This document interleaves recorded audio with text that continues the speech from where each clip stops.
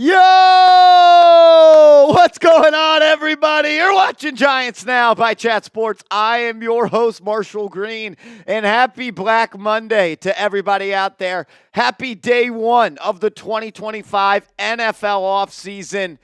And the New York Giants hopefully turning a new leaf and finding some new success. It's been a busy day in Giants land, an extremely busy day. And it started early this morning. We gave you guys a video and told you that Brian Daboll and Joe Schoen were going to be back with the New York Football Giants for the 2025 season. Then John Mara had an impromptu press conference at the practice field. Then Brian Daboll had an impromptu press conference. And then Joe Schoen had an impromptu press conference. So we got a lot to talk about here on today's show. And my man John Mara, he had a lot to talk about. And I wish he would just shut up. Because, John Mara, you continue to put your foot in your mouth. You continue to say things that make no sense. And you continue to put the bullseye on the people you employ. And you continue to make this a laughingstock organization, maybe the biggest in the National Football League. Lots to talk about on today's show. Already 256 people in the building. Where are my real ones at? If you're here on Black Monday, the first day of the 2025 NFL offseason, give me a real one roll call down in the comments section. And if you haven't yet, please, please, please hit that thumbs up icon. I was supposedly not allowed to go live on today's show, but we snuck in the studio after Smitty had his big meeting with CEO about getting a big boy raise. That's why we were late today. That's what I put in the chat. They were eating that up. So found a way to blame Smitty. But gave him some love. Got a big pay increase today. What'd they, 3 extra salary? 3 extra salary for young Smitty today? Something like that. Big boy money, as Alex C says. Yeah, I hope so. I hope so. His talks are still exploratory. Oh, you didn't accept the contract. You're pulling a Saquon Barkley. Never accept the first offer. Never accept the first offer. You always got to negotiate. Okay. Sounds like you got Daniel Jones' agent in your hip pocket. Hey, that guy makes a lot of money. He made a lot of money. He made a lot of money on a really bad player. Good to see you, Big Blue fam. How's everybody doing? Get in the comment section. Let's ride. Let's go. Giants are... I haven't talked to Smitty at all today except for this. Yeah. Thoughts on the news? This is our first time talking at all Giants football since the announcement has been made. The Giants did not only decide to keep Brian Daboll and Joe Schoen for this year. In my opinion, they decided to keep Brian Daboll and Joe Schoen for the next 2 years. If they're going to go out and draft that would be the logical thought, right? That would be the logical thought. Do the Giants always make the logical decision? No, but hey, here we are, looking like this is going to be the regime for the next couple of seasons, it seems it right now. That's the hope, but Mike Garafolo already came out and said it might be playoffs or bust for the New York Giants next year. See, that's the thing. I have not gotten super in-depth. Oh, wait till you see the graphics that Lopez has built. Oh, my goodness. John Mara makes Smitty and thousands and millions of other Giants fans think the logical thing, right? We're going to keep Joe Schoen. We're going to keep Brian Daboll. We're not going into the hot seat in 2025. And that's the furthest thing from the truth. Oh, God. The furthest thing from the truth. At least what John Mara said, and I am actually hoping he misspoke. I hope he misspoke because it sounded like if the Giants don't win football games next year, they're going to be gone. That's not a good reason to keep them. If you're one bad season away from firing them, then just fire them. And I'm not saying that firing Brian Daboll would have been the right move. I'm not saying that firing Joe Schoen would have been the right move. It would have been the right move. But you can't just keep these guys hanging on by a thread because now there's so much pressure to win. There is so much pressure now. Well, there's pressure to win. Think about if the Giants were to draft Cam Ward, there is an immense amount of pressure on Cam Ward to perform in year one, and that is not the right thing to do to a rookie quarterback. And wait till we go bar for this John Mara press conference because Smitty didn't build this show for me today. I said, he was in a meeting with 5 hours for head honcho here at Chat Sports, getting that new salary, getting a triple X on the platinum, and the things that John Mara is saying is going to blow your mind. You're going to think I'm making this stuff up. So you guys are going to be hearing about the John Mara press conference and even the Brian Daboll and the Joe Schoen press conference for the same time as I did, because I have not heard anything of what these guys said today. I'm just coming with the logic and the reasoning that kind of we have built up over the past couple of months here leading up to this decision. And, I'm excited to see what Mara and company had to say about it. Unbelievable. Ridiculous. We got 350 people in the building. If you haven't yet, please hit that thumbs up icon. 3 likes shy of 100. We'd really appreciate it if you guys smack that thumbs up icon. We're going to keep getting you guys free, awesome content every day. So like the video and be a real one. And I think Smitty and I both agree that they deserved to be fired to an extent. I do think it was the right move to always have these two hip by hip. They are Siamese twins. They are the Siamese twins from Buffalo. Can you say that on the internet these days? I don't think Siamese okay, is because they are joined at the hip for me. They are in cahoots. They are in lockstep. Every move they make, they are on the same page about. So you're either here together or you're gone together. And if I had to power rank my outcomes, it was fire both, keep both, or I guess fire Joe Schoen. That's what I wanted the most. Yeah, I was on the camp of more so fire Joe Schoen. Do you think though that they are in lockstep on every decision made? Because what we talked about is like Brian Daboll would have traded up for Jaden Daniels. Daboll, I'm not so sure was the most keen on rolling with Daniel this year. Maybe I didn't word that right. They are in conversation. And they are always in communication about what's going on. Maybe they don't always agree on the moves, but it's not like Daboll's not in the dark about anything. Yes, exactly. Yes. Daboll's not in the dark about anything. And I do think that Joe Schoen really values Brian Daboll's opinion on draft picks. He loved Wan'Dale Robinson and also free agency moves. Look at all the players that have been coached by Brian Daboll that then joined the New York Football Giants. Yeah. I think that they make a lot of decisions with a unison agreement, if that makes sense. That's why I think they should be a package deal. I don't know if that's how they're viewed in John Mayer's eyes, but today showed me that maybe they are. John Mayer also saying multiple other things that are very, very questionable. Like the number one priority, Smitty, is he's got to find the next quarterback. And then he also said he talked about Daboll maybe giving up play calling. And also the defense needs to improve.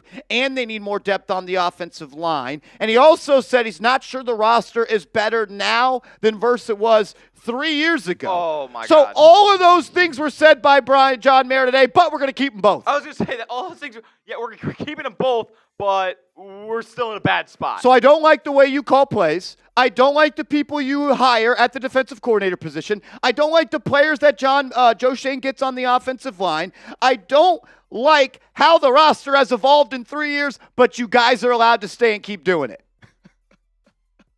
I don't even really know how to react to that. Like, that seems like the most counterintuitive and honestly, like... But, Smitty, you know what he said before that? What? The results are not close to what we want them to be, but the decision I made today is not record-based. It's a strong belief in them. So it's process over results, and he likes the process, but then he said he doesn't like the process. And he doesn't like the results.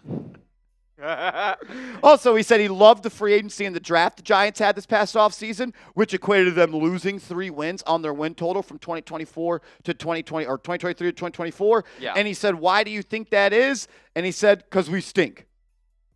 What? What does that mean? What does that mean? That's a cop-out answer, and like, what does it mean? How long will it take to improve the product? It better not take too long. I've just about run out of patience. So you got to get a new D coordinator. You got to get a new quarterback. You got to get a new starter at right guard and more depth on the offensive line. And if you don't improve by next year, I'm going to fire you.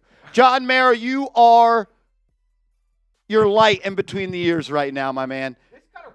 This kind of reaffirms my thoughts about John Mara, is that a lot of the decisions that are made here are John Mara based, and I don't think that's necessarily a good thing for this franchise.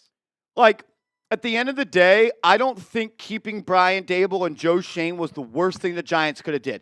I would have fired them both. They did a lousy job this year, and they've gotten worse every single year. You shouldn't go from 9 wins to 6 wins to 3 wins. But if you're going to keep them, don't put your foot in your mouth saying, I don't like anything you've done. You got to make all these changes, but we're going to keep you because I have a gut feeling. In reality, he didn't think he could get the next hire right. He didn't want to go through another cycle of getting a new GM and a new head coach. Because you know what he said? When you get a new head coach and a new GM, it's like 1 step forward and 2 steps back. You said it right. One step forward. The reason it's 2 steps back is because you continue to hire the wrong people. Did he say anything positive about Daboll and Schoen during this presser? Yeah, he loved the way that Joe Schoen did well in free agency. He also loves the staff Joe Schoen has built. He loves their technology. We've never had this type of access to player data before in the NFL draft. It resulted in a lot of wins, that those analytics and those computers. For Daboll, he didn't say many positive things about him. I actually don't have one scripted. That's so bad. That just means you could not find one that was worthy enough to talk about. And there have been multiple reports that said the Giants have reached out to other head coaches before the decision today. So you know what that tells me? You don't even believe in the guy you're employing to be your head coach. If there were better out there, you were looking for the greener grass. So if Vrabel was willing to take the job or Ben Johnson was willing to take the job, he would have been fired. Yes. Absolutely. That's not a reason to keep the guy. And I'm a Daboll guy. Like, you guys know, like, I believe in Brian Daboll. But clearly John Mara doesn't, and he kept him. Listen to this.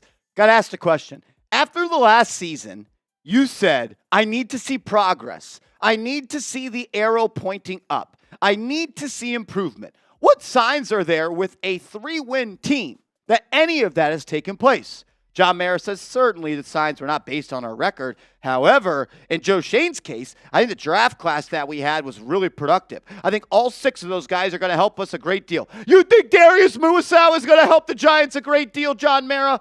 Shut up. Then he says, I thought the free agents we brought in, including outside linebacker Brian Burns, were a really big plus. A big plus in what way? You had a -3 on the win column from 2023 to 2024. How is Brian Burns like the first guy you point to when talking about free agency pickups? You traded 2 first-round picks to get him, or whatever you gave it away. You gave him $150 million, and you gave him pick number 36 in the draft or something like that. Second-round pick, and it was a no-brainer move. The guy was coming there for $150 million.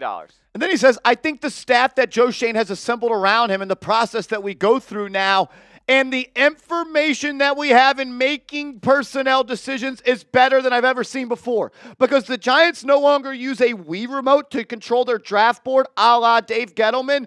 They now believe Joe Schoen is the next coming of Jesus Christ because he has computers. Computers. It's a joke. John Mara thinks we're in Moneyball. In Brian Daboll's case, I'm at practice all the time. I go to the team meetings. I watch the players, and I watch how they react. I still think he's the right guy to lead us. If I'm sitting here a year from now and you're asking me these questions, I'll take the heat. But at the end of the day, we got to make a decision, and we've made one. So if there's a world, Smitty, where he could be doing this all over again in a year, he just said that. They just don't get it. I don't understand. I'm confused, but I'm left with more questions than answers after what I'm hearing so far. I don't understand. He put his foot in his mouth today. John Mara, I know people inside the building watch this channel. Shut up. Stop talking. We don't want to hear from you. You continue to put the red nose on this organization. Stop talking, John Mara. Please. Why? Why did he even feel the need to go out and have an impromptu presser today? That means he wasn't briefed by anybody beforehand. He was not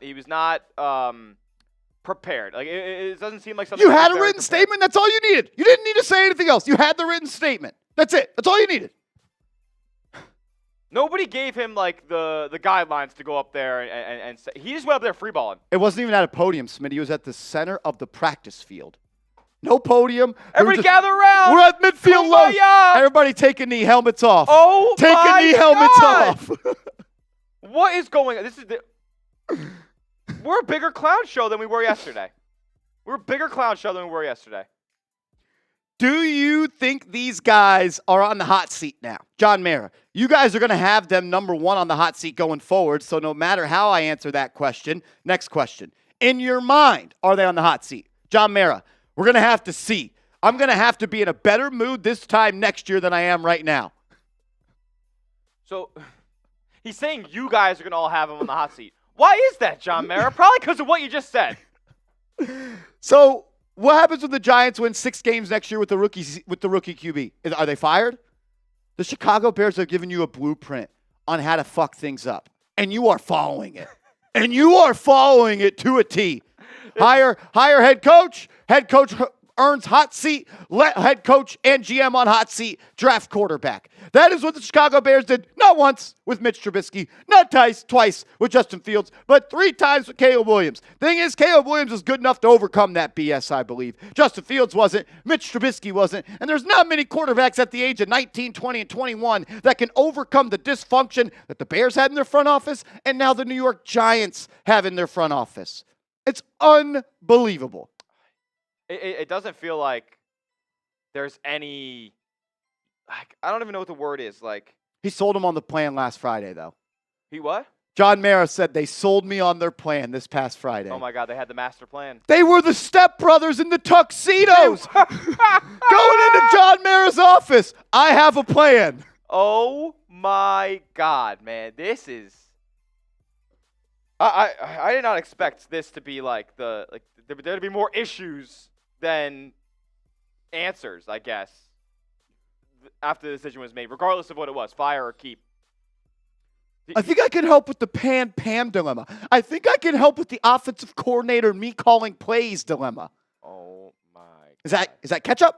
Is it onion and ketchup? Unbelievable. I don't know what to think. I woke up and I did the video and I'm like, you know what? I'm not mad that Brian Daboll and Joe Schoen are back. I'm not mad. I'm mad that John Mara is still the owner. Yes. And the face. Yes. Can we get Steve Tisch? Can we get more Steve Tisch? Be more like Tisch, Mara. Out of the picture and silent. He needs to stop talking bad. Unbelievable. Now the matching tuxedos seem kind of fucked up. Yeah, they do, Joe. And they do, Brian. Yeah, that's just... What are we doing? Oh, my goodness. Carolina wine mixer? Catalina wine mixer. Vinny Pip. Yeah, Vinny Pip. Get your stuff straight. It's a Catalina wine mixer.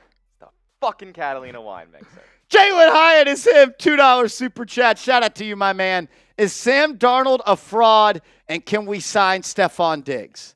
Is Sam Darnold a fraud? What would consider Sam Darnold a fraud? Because we already saw a sample size that he was no good. Now he's playing head above water, and he ran into a really good team in Detroit. He got punched in the mouth. Is Sam Darnold an MVP? I hope nobody actually ever believed that. Can Sam Darnold be the quarterback on a winning team? I think he can be. But he can't be the best player, and he cannot be the most highest paid player. Agreed. Agreed. Can we sign Stephon Diggs? Yeah, you got $65 million in cap space. He's a free agent. I have no interest in signing Stephon Diggs. Might be a Cook product, and he's a diva in the locker room. He's a diva. He wasn't able to work out with Kirk Cousins. He wasn't able to work out with Josh Allen.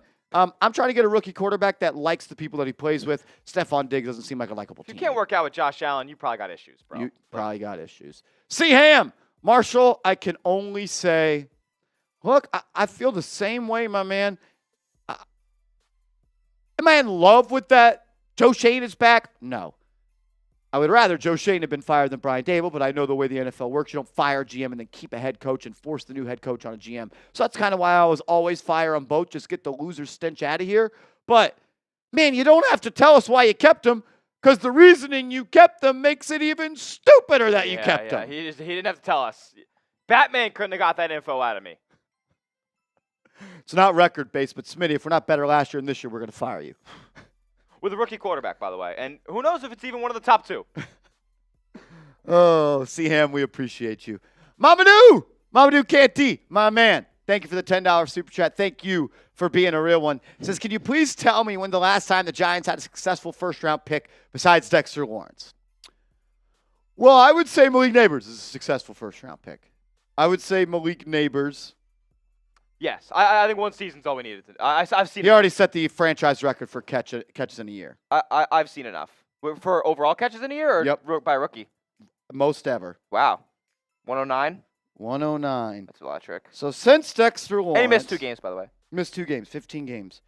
Since Dexter Lawrence. DeAndre Baker, Andrew Thomas, 2 thumbs up. I like Andrew Thomas. Kadarius Toney. Oh, my God. Evan Neal. No, excuse me. Kayvon Thibodeau. Evan Neal. Deontay Banks, 1 thumbs down. Malik Neighbors. So there you go. Those are the guys since then. Baker out of the league, was playing the XFL. Andrew Thomas hasn't been able to stay healthy. Love Andrew Thomas. I think he's the most talented offensive lineman on this team. Probably the most important player on this offense, to be quite frank with you. Kadarius Toney, thank you, Dave Gettleman, for passing up on Michael Parsons. Kayvon Thibodeau, been okay. Evan Neal, oh, that's a doom. Deontay Banks, I can't believe he had that big of a sophomore slump. Malik Neighbors is the best draft pick you've had since 2020, and Andrew Thomas. Xavier McKinney, little bulldozer. I thought you knew ball. Xavier McKinney, not a first-round pick. Come on, bro, keep up. Come on, keep up, my man. Can't be talking noise and then not know the facts. Also, like, keep in mind, like, first-round pick is where you have the highest probability to draft a star. It's gone, what, like 2 for 6 in the last? I would say, so the picks that Shane has made, Neal, Thibodeau, Banks, Neighbors. 1 for sure hit, 1 question mark, 1 he might be a bust, and 2 and another is a bust. Yes. So. Potential 1 for 4. Potential 1 for 4. And Smitty, those picks were 5, 7, 6, and 24. 3 top 10 picks. And he traded up in the first round for the corner. 3 top 10 picks. But hey, let's trade down at a number 3 and give him more darts to throw with a guy that throws darts like he's blind. Really? We're going to lower the probability of getting a good player by trading down in the draft and then expect Joe Schoen to hit on these late-round picks? He hasn't hit on many late-round picks. Has not. Tyrone Tracy's is his crowning achievement. Like when Tyrone Tracy and Micah McFadden are your 2 late-round picks that you hit on, you don't really got that great of a resume. You know what John Schneider hit on with the Seattle Seahawks back in the early 2010s? Richard Sherman in the 6th, Earl Thomas in the 5th, Cam Chancellor in the 4th. Like those are late round picks. Like those are late round picks, and then those are obviously huge outlier late round picks. Like Antonio Brown. That's how you get good, though. That's how you get good. That's how you win a Super Bowl. They won a Super Bowl like 2 years after they drafted those guys. One draft class can change everything. And the Giants draft class in 2024 could be good. I don't think it's a Super Bowl defining draft class. The fact that John Mayer cited the 2024 draft class as a major reason for bringing Joe Schoen back is crazy. Crazy. He had 1 good draft out of 3. And, like, how good are the players that were drafted after Malik Neighbors? How good are they? I don't know how good Tyler Newman is. I want him to be really good. I like Andrew Phillips. Andrew Phillips is a good 3rd-round pick. But his best trait is tackling as a defensive back. Yeah. Tyrone Tracy, I think his ceiling is a 50-50 split share. If Tyrone Tracy is your lead back, I'm not sure that's what you want. Doesn't really have the body type and archetype to do it. Theo Johnson. Could be good. Could be good. Athlete. Yeah. But we don't know. Didn't play that much. Hurt. And then who else was late? Darius Musow. Oh, he stinks. Yep. Good player. It's a good draft. It's not a draft like the Giants had with Ahmad Bradshaw in spring of 2007 that led them to the 2008 Super Bowl. Yeah. And that's unfair to compare them to that, but that's the type of draft class that should save your season. Like, I'm sorry. Are we really giving Joe Schoen that much credit for Malik Neighbors? Really? It was easy. Layup. It was easy. Layup. I don't know. Jalen Hyatt is him. What up, my man? Can we get Tyreek Hill? He wants out. And Chris Godwin? Well, you're not going to get Tyreek Hill and Chris Godwin. You're also going to have to trade for Tyreek Hill. And I am praying that Joe Schoen does not make any win-now trades because the Giants are not winning right now. Also, what do we say about Joe Schoen if he were to stay? He's going to be GMing for his job. Well, now he's going to have to because of what John Mayer said. Mara just confirmed it. He said you are GMing for your job, and he's going to make overzealous moves like something like that. I don't know if that's going to happen, but something like that is going. Olivier Vernon's getting paid this summer by the Giants, all right? Patrick O'Mame. Somebody is getting paid who doesn't deserve it this year. Joe Schoen's great at that. He paid Daniel Jones $100 million. Shane did say he's not going to throw a Hail Mary. That's cute when you say that to the media. But when John Mayer's knocking on your door saying, hey, we got to get this roster in a better spot, and you got $65 million of cap space, clean salary cap books, way beyond your tenure if you do get fired after 1 year. What did he say? Did Shane say that in his presser today? Today, yeah. Yeah, easy to say that in January, and then March is rolling around. Yep. Easy to say it now. I hope he's right. I hope he doesn't throw up a Hail Mary. The fastest way to screw up a rebuild is by paying B-level free agents, because A-level players don't really hit free agency. They stay with their team. Correct. B-level free agents A-level money. Mm-hmm. Giants did that. We've seen that. Can't wait till they get Darius Slayton to $10 million. Oh, Lord, I hope he's gone. Rick Francis, what up, my man? Appreciate the $2 super chat. Says we should fire Bowen and hire Saleh as our DC. Well, John Mara made it clear, Smitty, that I didn't like the way the defense played, and he said that they're driving on the field on us too much. What? Teams are driving the field on the Giants too much, quote unquote, John Mara. So we're getting bullied out there week to week. We're going to be on defensive coordinator number 3 for Brian Daboll in 4 seasons. That's the kind of thing that I'm worried about here is like somebody mentioned on, I think it was in your Twitter replies actually, when you said the Giants need to fire Shane Bowen. Somebody was like, what defensive coordinator is going to want to come here?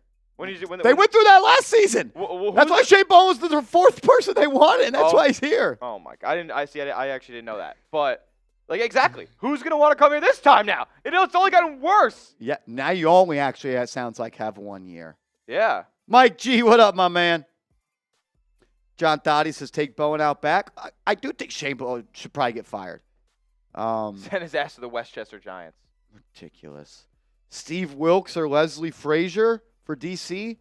Also, Mike Kafka is going to interview to be the Chicago Bears head coach.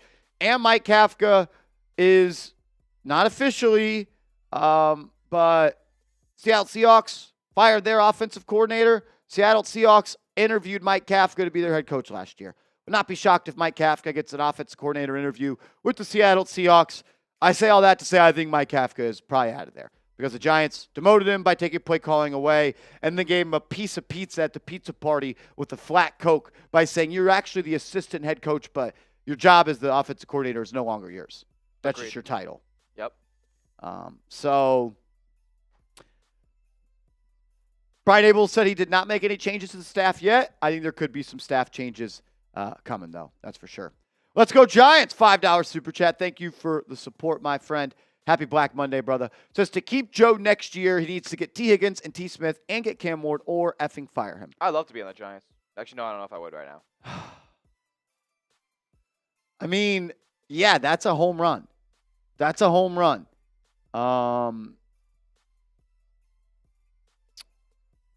Yeah, in a dream world, that's about what I want. T. Higgins, Trey Smith, and Cam Ward. That would be awesome. That'd be an A+ for me. But also, Smitty, that means you're paying a free agent the most money of any offensive guard in the cycle. You're paying a free agent the most money of any wide receiver in the cycle. You better hit on them. They better not be hurt. How much cap do they have? They have $65 million in cap space, and then with clean books the rest of the way. So you could front load these with the cheap rookie contract, or you could spread them out over 4 or 5 years. Yeah, you're going to be spending $50 million to get those 2 players. Yeah. So you're gonna have 2 players. Like your free agency additions, when this team has probably 7 or 8 major holes, you're gonna spend $50 million on 2 players when you have $60 million. I don't know. And obviously you got to go get blue chip guys and you got to spend the money, but you're gonna have to get creative with the way you structure their cap. Yeah. Maybe steal a page from the Eagles playbook and lower the cap hit. Yeah, I do think the Giants need to go out and add some serious talent on the offensive end because you're going to draft a rookie quarterback. I honestly, I know, that this isn't how NFL general managers think, but my priority is to make this team as rookie quarterback friendly as possible this offseason. Yep. If the Giants give up 31 points next year, I don't really care. If the rookie quarterback gets out of the season healthy, he's got time to throw, and he's got weapons to throw to, and we get out of the season next year and we're 7-9, 6-10, 6-11, it's like, holy shit, that quarterback we drafted, he's the real deal. I'm going to be a little bit more happy than if we go 6-11. The rookie quarterback doesn't look good, but we're winning games 13-10. Yeah, that's uninspiring. Yeah, you need to do whatever it takes to make this offense rookie quarterback friendly, like getting a great right guard, getting another serious weapon. If it costs you a cornerback too, so be it. But I'd rather the blind side or an offensive guard position be protecting my rookie quarterback a little bit better than guarding a slot receiver on the other end or a DT2 serious money. That's how I'm reworking this team. That's how I'm reworking this team. Maybe they should hire you. Hey, you could put playoff bust expectations on me too because you know what? You're going to do that for anybody that gets the job, which is ridiculous. Luigi, $2 super chat. Says Giants find ways to trade Dexter for a QB. Trade Dexter Lawrence for a QB, huh? What QB? What QB is being traded for Dexter Lawrence? Let's think of some quarterbacks on the trade market. Matthew Stafford. Are you trading Dexter Lawrence for Matthew Stafford? No. I mean, no. Are you trading Dexter Lawrence for Geno Smith? Absolutely not. No. Are you trading Dexter Lawrence for is Aaron Rodgers under contract? No. They're probably just gonna cut him, but I'm not trading Dexter Lawrence. no. There's nothing you'll get back of value that Dexter Lawrence provides. You can get 2 first-round picks and it still wouldn't be enough. You know why? Because it would be a miracle if you ever got a player with those 2 first-round picks that are as good as Dexter Lawrence. Fact. This isn't Madden. You don't get to see the player's ratings before you make the pick. Exactly, Mike G. Just paid him. The idea is to keep good players on your team and then add good players, not trade away good players to get other good players. I don't know. I just disagree a little bit. D! What up? Dias. Thank you for the super chat. Says the Titans selected Ward. Raiders will give the Browns a haul so they can get Sanders. Shane either overpaid for that first pick or possibly no QB for us and new head coach and GM for 2026. Tweet went viral earlier today. It was like Cam Ward going to the Titans is going to go exactly how you think it's going to go. Terribly. It would go terribly. It would go terribly. Somebody replies like, yeah, he's going to find out that Nick Westbrook-Akine is his number 1 receiver, and by week 5 it's going to be over.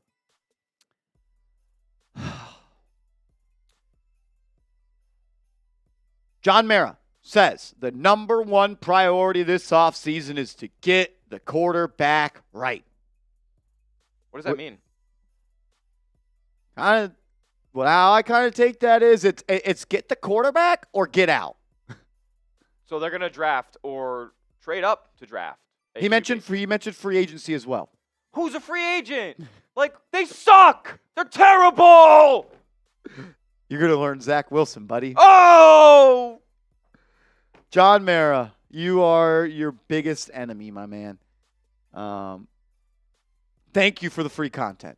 Thank you. You make it easy. Yeah. You make it easy. It's impossible not to talk about. I mean, come on, man. Be for Obviously, real. the number 1 priority is to get a quarterback. You don't have to. I don't know. Yeah, I think the Giants are going to have a quarterback that they think can win games next year on this roster, or a veteran in free agency, maybe a trade, or they're going to get one in the draft. Fingers crossed, Cam Ward falls to 3, but with this Deshaun Watson news now that he may not even play in 2025 because he had a setback with his Achilles, maybe you're going to have to trade up. And you know what? I hope that Week 17 win, culture style, against the Indianapolis Colts is worth a second, a third, and maybe another second to move up. Just unbelievable. Culture wins. Dumbasses. Rob Jigga, what's up, my man? Shout out to you. Says, missed you guys a lot yesterday. Says, I did stop by. When you say you missed us, you're saying that as if we missed an event that you were at. You missed the event that we hosted. I did stop by briefly. If the Giants were to trade up, how much is too much to give up? For some reason, I think the Raiders are trading up to 1, holding out hope for Ward. I think the Raiders are trading up in the draft. My early prediction yesterday was the Raiders trade up to the number 1 pick and select Shedeur Sanders. Maybe that turns into the Raiders trade up to the number 2 pick because the Tennessee Titans love Cam Ward per Benjamin Albright. How do we know how valid that is? No. I don't think we do. Have the Titans executives been... Supposedly the Titans may fire their GM. Oh, so the new guy might not like Cam Ward. And that new guy probably... And I don't even know if the guy in the current spot has done it. Have they even been at Cam Ward games? Have they heavily scouted Cam Ward? I don't know. I mean, exactly. I mean, look. The Raiders are going to do whatever it takes to get Shedeur Sanders. I believe that. Chat Sports has been told that the Raiders love Shedeur Sanders. That's about all I can say.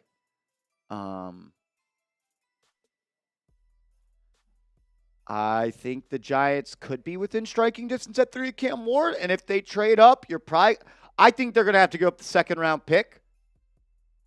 Hopefully not a future first.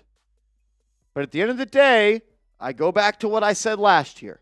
if you think that quarterback is the guy, you do whatever it takes to go get him. Yep.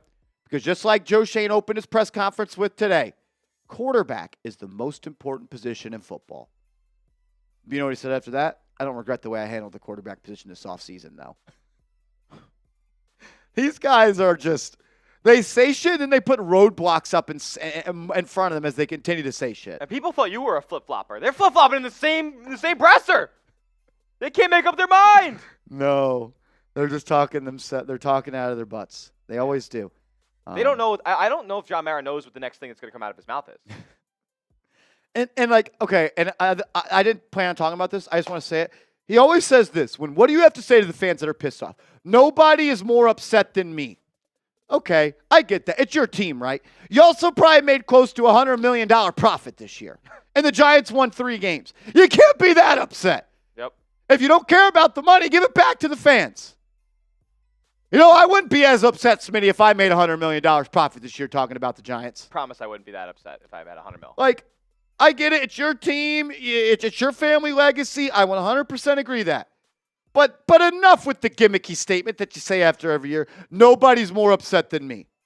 I think it's disingenuous to the fans. I do. Because they pay their hard-earned money to support you. You're not supporting the hard-earned fans with the product you put on the field. He doesn't do it for Mr. Rick. He doesn't do it for Mr. Cha. He doesn't do it for the season ticket holders. Did he make you pay full price for the PSLs the last 20 years? Yeah, he did. He actually upped them. Every year. I bet the tickets increase. After a 3-win season. No doubt. It's New York. It's going to go up every year. Every year. EJ Gonzalez, what up, my man? $5 super chat. Appreciate you, brother. Says if you can't land Ward or Sanders, sign T. Higgins, draft Travis Hunter, then trade back into the first and draft Drew Aller. Would that be adequate? Well, I think if the only one, Drew Aller is not in the 2025 NFL draft at this moment.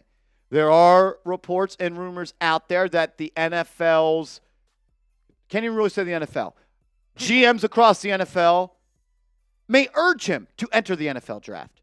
And I think if Drew Aller enters the NFL draft, Smitty, he's only going to do it if he knows he's a top 10 pick. Yeah. So how much draft capital are you, trade back into the first, so trade back into the top 10. If you want Drew Aller, you're going to have to take him with your pick. Yep.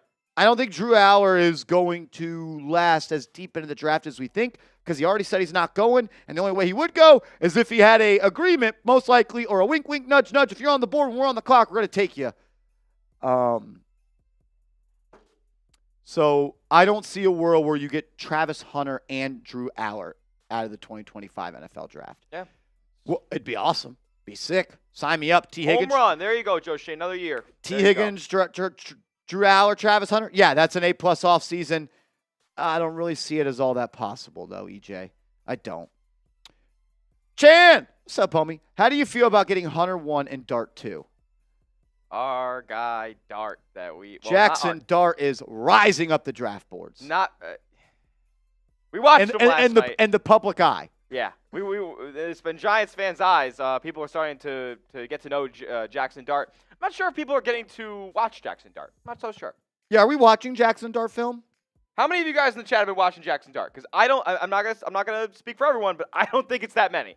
I've watched a good enough amount of Jackson Dart this year. You were there in person. You saw him live and direct. I saw him live and direct, and he played well in that game. He doesn't jump off the page to me. You want to know who our pro comp is for Jackson Dart? Give it to him. It's Drew Lock. It's Drew Lock. He is Drew Lock. Yep. Drew Lock, Jackson Dart, Spider-Man meme. Can make some big throws. Decision making is super poor. Horrible in the pocket. Decent enough athlete. Not sure he's going to be a big time runner in the NFL, but takes a lot of bad sacks. Takes bad sacks and takes bad sacks because he was so protected his entire college career. He's been behind a cushy offensive line, especially at Ole Miss. So I don't know, man. He could throw a 35-yard hole shot down the right side. And you're like, oh my God, what a throw! Yep. Then he's going to skip a 5-yard out route. Yep. I'm not saying Jackson Dart's a bum. I am saying, though, that I don't know if I want him. And also, he's a year or two away from being a player in this league. I think he's going to have to sit for a year. Yep. And, why are we out of nowhere anointing a new quarterback in this draft class when all we've known over the past probably 10 months is that this is a bad QB class? And now, as we inch closer and closer to the draft, new names start popping up. Oh, Jackson Dart, he cooked on Duke in a bowl game. Like, we're fishing for new guys to like, and he's just not that likable to me. We're hoping to find the guy. Yep. Thing is, these people already exist. The board's already set. Yep. I think Dart is someone that benefited a lot from playing in a Lane Kiffin 5 wide air raid, quick game system. He's got some tools, good size, plus runner, has, I would say, an above average NFL arm. I wouldn't say a great NFL arm. He's shown that he can make some multiple reads in a play, but like the throw's not always going to be accurate. He's not always going to make the right decision when he's making those reads. Like There's some things to like, but there's a lot not to like. And that's why he's a 3rd-round developmental pick. The Giants need a quarterback that can play right now. Play hopefully pretty soon. And I think Brian Daboll and Joe Schoen know that because John Mayer pretty much said today, if we're in the same situation next year, you're out of here. Unbelievable. John Thotty, Hunter and trade for JJ versus trade up for Ward. What do you give up for JJ? Yeah, what do you guys, and John Thotty, I'd love to hear your thoughts. What are you willing to trade for JJ McCarthy? What are you willing to trade for JJ? Like, because I'm trying to see, like, I'm viewing this as a seesaw. Is trading up for Ward more expensive or less expensive than trading up for JJ, than trading for JJ? 2nd and a 4th per Colin Cowherd. I just don't think that the Vikings would do that. For what reason would they give up a top 10 pick that they haven't even seen play? And they traded up for that pick. And they traded up. So they've invested more than just a 1st-round pick. Remember that. Okay. I think that sounds good in theory, 2nd and 4th. I think it's more of, I don't know. Based on what I've heard today, there's a very, very small chance the Giants end up with Travis Hunter. Yeah, I don't think that. I really don't see a world where that happens given what John Mara has said today. Unless you try, we'll know what the Giants are doing at quarterback by free agency time. They go out and sign a bridge quarterback that you think can play. Maybe they don't draft a quarterback. They sign a guy like Jacoby Brissett. Yeah, you're drafting a quarterback. We're going to know. I would rather have Hunter and J.J. McCarthy. I really don't think the Vikings are trading J.J. I don't think so either. One, they drafted him in the 1st round just last year, and Kevin O'Connell said he's a franchise quarterback. Are you trading a franchise quarterback a year after you got him? And if Sam Darnold plays like he did in Week 18 in the playoffs, are they cashing out Sam Darnold?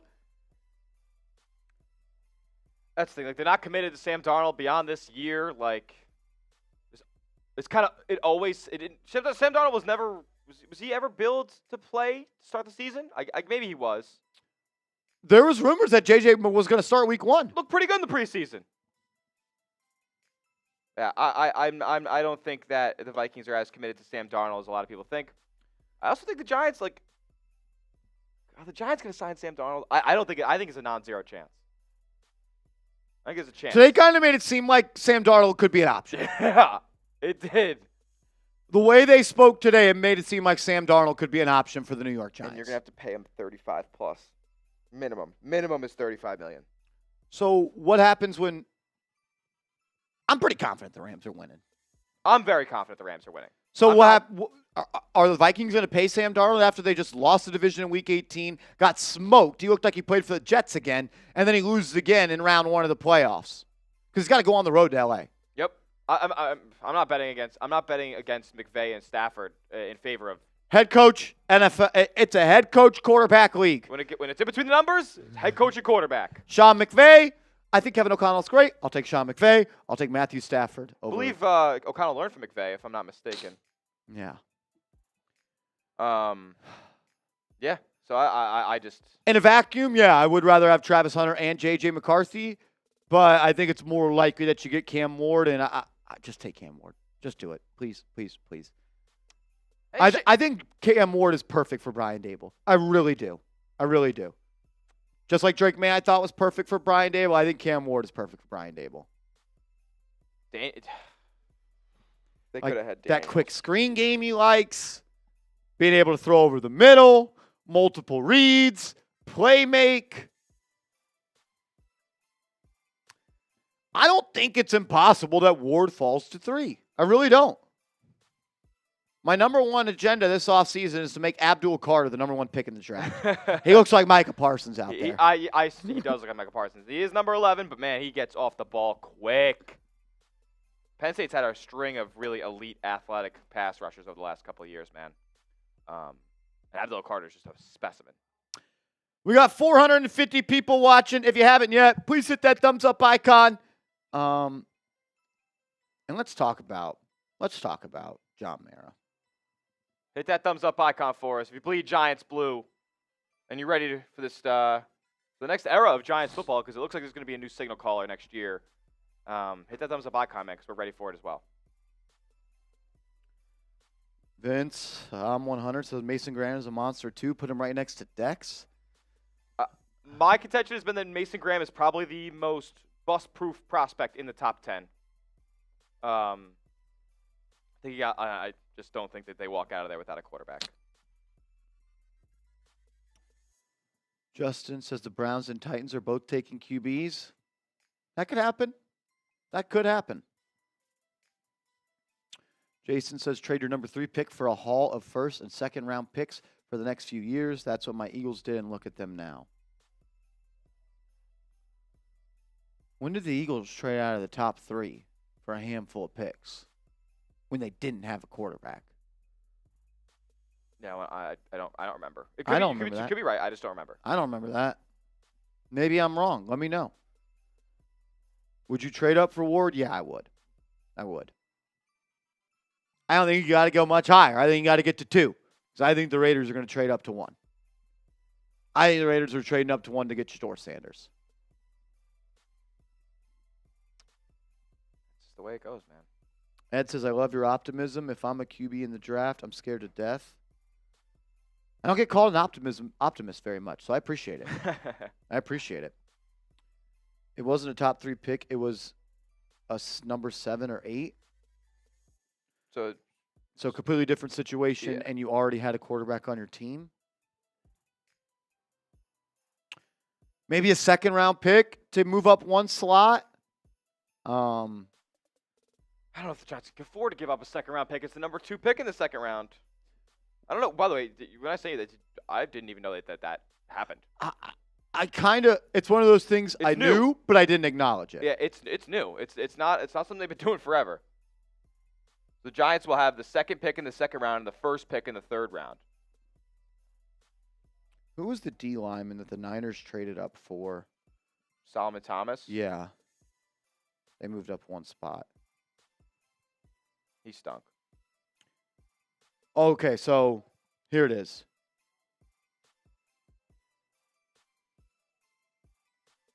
What would you do if Titans and Browns took a QB? Cry.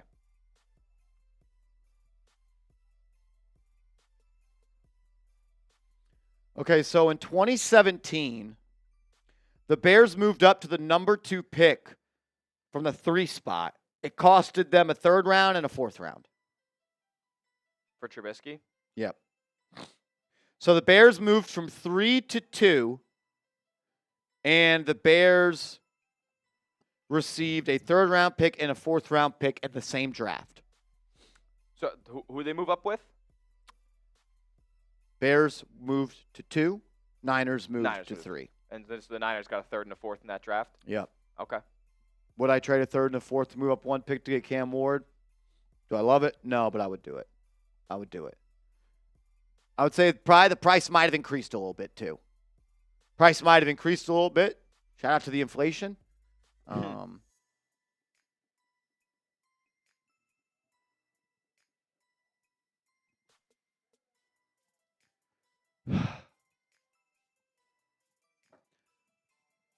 I really like Cam Ward, guys. I do. And I would. Somebody today saying that he's a second or third round pick quarterback that's getting a lot of hype. Everyone's going to have their own opinions. I'm confident in my opinion. I love it. I'm not going to try to obviously do videos giving my opinion, but I'm not really in the camp of swaying people's thoughts anymore because that's a lose-lose game. Yep. And speak for yourself. If you put in the work, because I know I put in the work, I'm going to watch. Already watched every throw of Cam Ward this year. I'm going to go back and watch that probably 5 more times, just like Shedeur Sanders. And Valor goes, I'll watch that. And I feel confident in my evaluation that I think Cam Ward is a first-round quarterback. And I think he has the traits, the mental makeup to get it done. That's where I'm at. Jaws, what up, man? Source on X, that's pretty good, said Giants have Chris Godwin top priority in free agency. If that's true, I love it. Also, something that Smitty and I have discovered the last couple of games is Malik Neighbors is an outside receiver in this league. A lot of people thought he was going to be a slot guy. He's not. He's 4th in the NFL in outside receiving yards this year, which means you have a golden opportunity to go get a great slot receiver. Chris Godwin's one of the best in the NFL. He's a veteran, former team captain, Super Bowl winner. He's been a great teammate every step of the way, and I would love for Godwin to be inside the slot with a young rookie quarterback and Neighbors on the outside, because God bless me, if I see Wan'Dale Robinson get another 150 targets next year that turns into 700 yards, I may collapse. 150 targets, 700 yards? I mean, on this past game alone, which means nothing, obviously, but like on this past game alone, it was 3 different instances that I can remember specifically when it was 3rd and 9 plus, and it was a check down to Wan'Dale Robinson for 5 yards. I can't do it anymore, and I know Marshall can't either. You cannot enter 2025 if you add a rookie. Actually, I don't give a shit who the quarterback is next year. Because either way, they're probably not going to be the quarterback that's going to sway the needle that much into the winning direction. So go get him some weapons. If you enter 2025 with Wan'Dale Robinson and or Darius Slayton as your 2 and 3 receiver, just don't even watch it next year because it's going to be a putrid offense. Yep. Not good, man. I love the idea of Chris Godwin. I do. Do I like it more than T. Higgins? I flip and flop on that all the time. Because I think Godwin's going to be a little cheaper. Yes. But for a reason. A little older. Coming off an injury. Yep. But let's not act like T. Higgins isn't an injured guy, too. T. Higgins is like Mr. Hammy. I don't know if that's like his injury of choice, but he misses it. He consistently misses 3-game stretches. Yeah. Shane Tompkins is coming off a huge injury. He is. He is coming off an injury. But I don't think, and this is going to sound like wild, a broken ankle, dislocated ankle, you can come back 100% from that. Yeah. And I'd rather dislocate or break my ankle than, if I'm an NFL player, than tear my ACL or pop my Achilles. I don't even think that they're really in the same bracket. We bones, not tendons. Bones, not tendons. Break your bones. Don't snap tendons and joints, or you may never be the same. No switch. Imagine Higgins, Godwin, and Smith. Is it possible? Probably not. Short answer, no. Yeah. I don't want to spend too much time on that because, like, you'd be paying an average. Giants have $60 million in cap space. You'd be paying an average of $20 million per player. Godwin and T. Higgins alone both will cost more than $20 million, and Higgins is going to cost a lot more than $20 million. I think Higgins could see north of $30 million on an average annual value. I think Higgins could be around 25. And let's see what the highest paid guards in the NFL. It's going to be close to $20 million. The highest paid guard in the NFL right now is $20.5 million. Yep. Robert Hunt last year got $20 million on average, and Trey Smith is a better player than Robert Hunt. He's going to get 21. He's going to be the highest paid guard in the NFL. Yeah, he's going to be the highest paid guard in the NFL. Exactly. So, I just don't see it.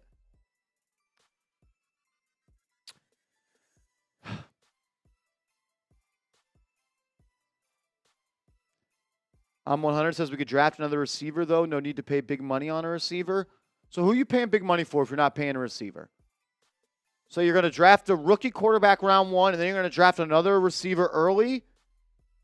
and then you're going to hope that those two guys work together. Like, why don't you just capitalize on the opportunity? You got a wide receiver one, top 10 receiver in the league that's on a rookie scale contract. You're going to have a quarterback on a rookie scale contract. How about we juice up the offense here? Yeah, Jason, I think Higgins is going to get close to $30 million a year, if not more. You will have to pay Neighbors eventually. 4 years. 4 years. You got plenty of time. You got plenty of time. You can, just like they talk about winning within the rookie quarterback window, you can win when other great players are. Like, Neighbors is going to get $35 million a year in 4 years. He's making probably like $6, $7, $8, $9 million right now. That you might even be underselling it. That's what I'm saying. Like, it's okay to sign Chris Godwin for a 3-year, $75 million deal. That deal's up, pay Neighbors, then you move on from Godwin at age 31, 32. Hopefully you draft another receiver that's worth the shit in that time span. Exactly. Scott Hernan, yeah, buddy. Says, fix O-line, fix O-line, fix it. Scott Hernan, I love you. Thank you for being here. This is something I've been wanting to talk about for a while. Because every day on Twitter, Marshall, you can't draft a quarterback. Got to fix the O-line. Marshall, you draft a rookie quarterback, he's going to get killed behind the offensive line. Okay, let's talk about the offensive line, and let's remember the offensive line. Left tackle Andrew Thomas, over $100 million commitment. John Runyon, left guard. You're paying him $10 million a year. So you already have a starting left tackle, and you already have a starting left guard. Your starting right tackle is Jermaine Illuminor, over $7 million per year. 3 guys locked in. Then you have a center, a second-round pick, entering his 3rd year. Are the Giants going to bench John Michael Schmitz this offseason? His play may say so, but I don't see the Giants benching a 3rd-year player that's a second-round pick. So that's already 4 of 5 spots taken up, Smitty. What O-line are you fixing? And to be fair, like, the Giants O-line was top half of the league for Didn't allow a sack the last 2 weeks either. Okay, so while they were trying to compete, I mean, I guess they were trying to compete the whole season. Whatever. For the first 10 games of the year, probably, the Giants O-line was not the Giants O-line that you guys like love to think about. It was decent. It wasn't great, but it was decent. I would say before the Andrew Thomas injury, Giants were a middle-of-the-pack offensive line. And that's all we were asking for this year. That's all we were asking for, and they were. And they didn't allow a sack the last 2 weeks of the season. They have one hole to fill. Hopefully it is Trey Smith, but there's no rebuilding. It's filling one spot and adding depth. Yep. Because your left tackle is going to be back, your left guard is going to be back, your right tackle is going to be back. All financial commitments to those. You had a major investment at the second round pick in John Michael Schmitz. Are you going to bench him? Are you going to cut him? What are you going to do? I think he's going to be back as a starter. I would sign a veteran that can play guard and center, has that flex capability, and could push him if he struggles. But, like, it is what it is. You only really got an open spot on the starting line for a right guard. Yes, you need a swing tackle that's legit. Yes, you need a veteran that can play left, center, and right guard. But, like, there's not this whole rebuilding going on to the offensive line. $100 million Runyon's under left contract tackle. Again, right?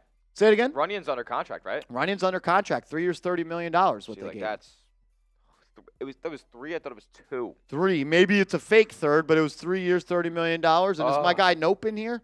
Nope. What did I say when John Runyon was signed? Because he always loves to quote me on it. Go double-checking the contract here for John Runyon. 3 years. 3 years, $30 million. He's got a cap number of $11.75 million. Oh, that's terrible. Nope, got you. Nope. I like it. I don't love it. Below average guard.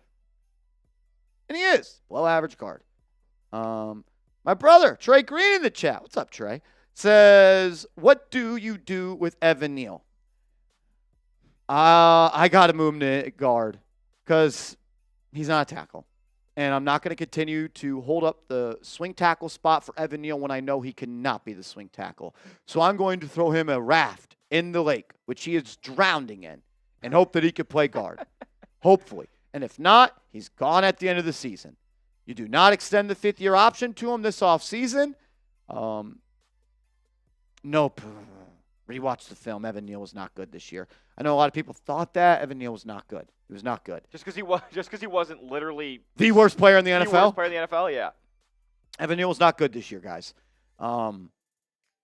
He was below mid. Mid is average. He was not average. Okay, yeah. Runyon was average this year. That's what he is. He's an average to a below average guard.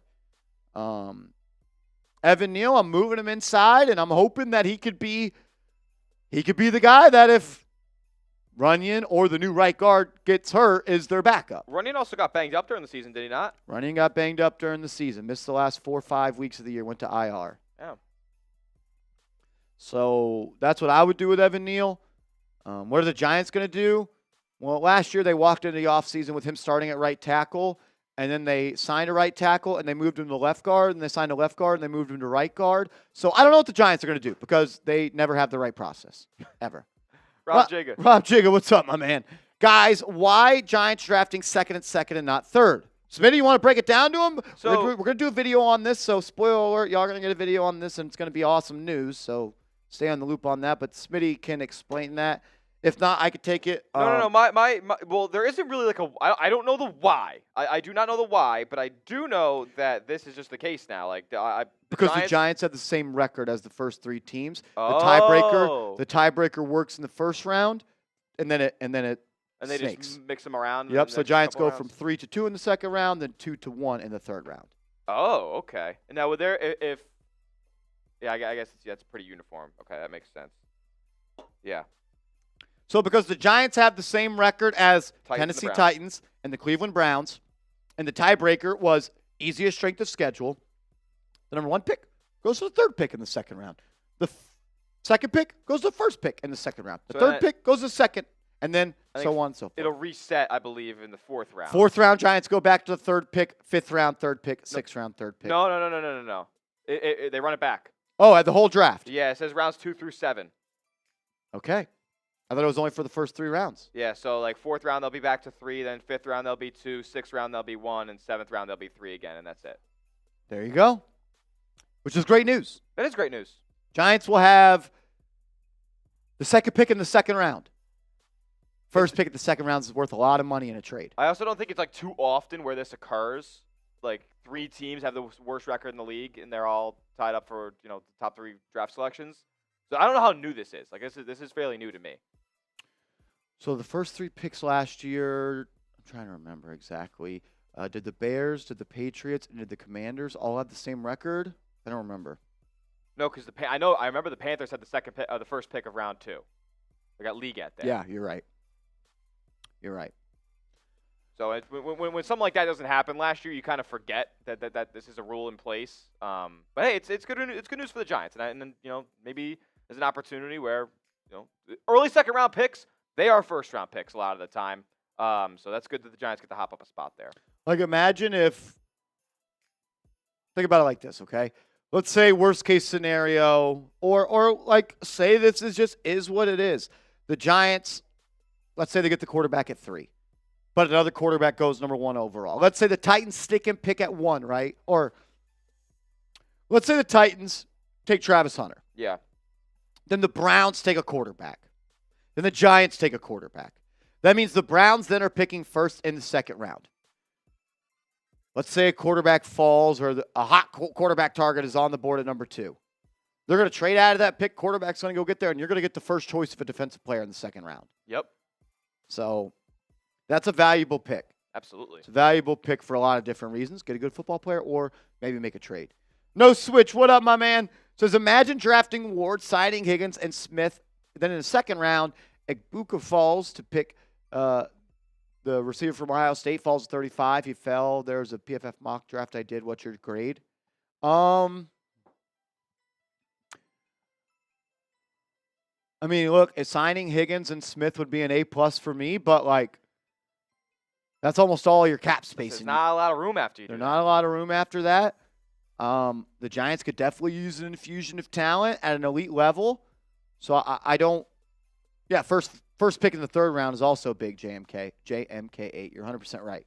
Do the Giants have a lot of like wiggle room to restructure contracts and create more cap space? I haven't really dove into the cap sheet. Let's pull it up. And like I'm also like not the biggest football salary cap expert to where like I know what contracts that they can restructure and how they can do it, kind of thing. All righty, 2025. You could. Can they restructure Andrew Thomas? Like, see, I don't know. Guys that they could cut and get salary cap relief. Or you could. That's where you have to start. Yeah, no one really big. No big number. Biggest one is Graham Gano. You cut him, you save $3.1 million. You keep a $2.5 million dead cap hit.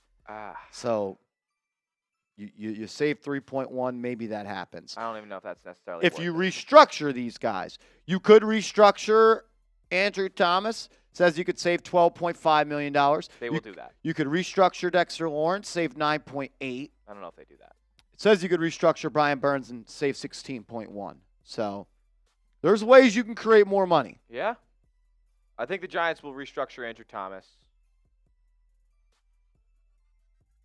I think maybe they're worried about the injury stuff long term with him. I don't know, but yeah. In theory, Andrew Thomas is a perfect restructure candidate because he's going to be here for a really long time. Yep. And he's a good football player when he's healthy. I'd argue that Dexter Lawrence is a good restructure candidate too, if that's the reasoning behind Agreed. it. He's going to be here for a while. Yeah.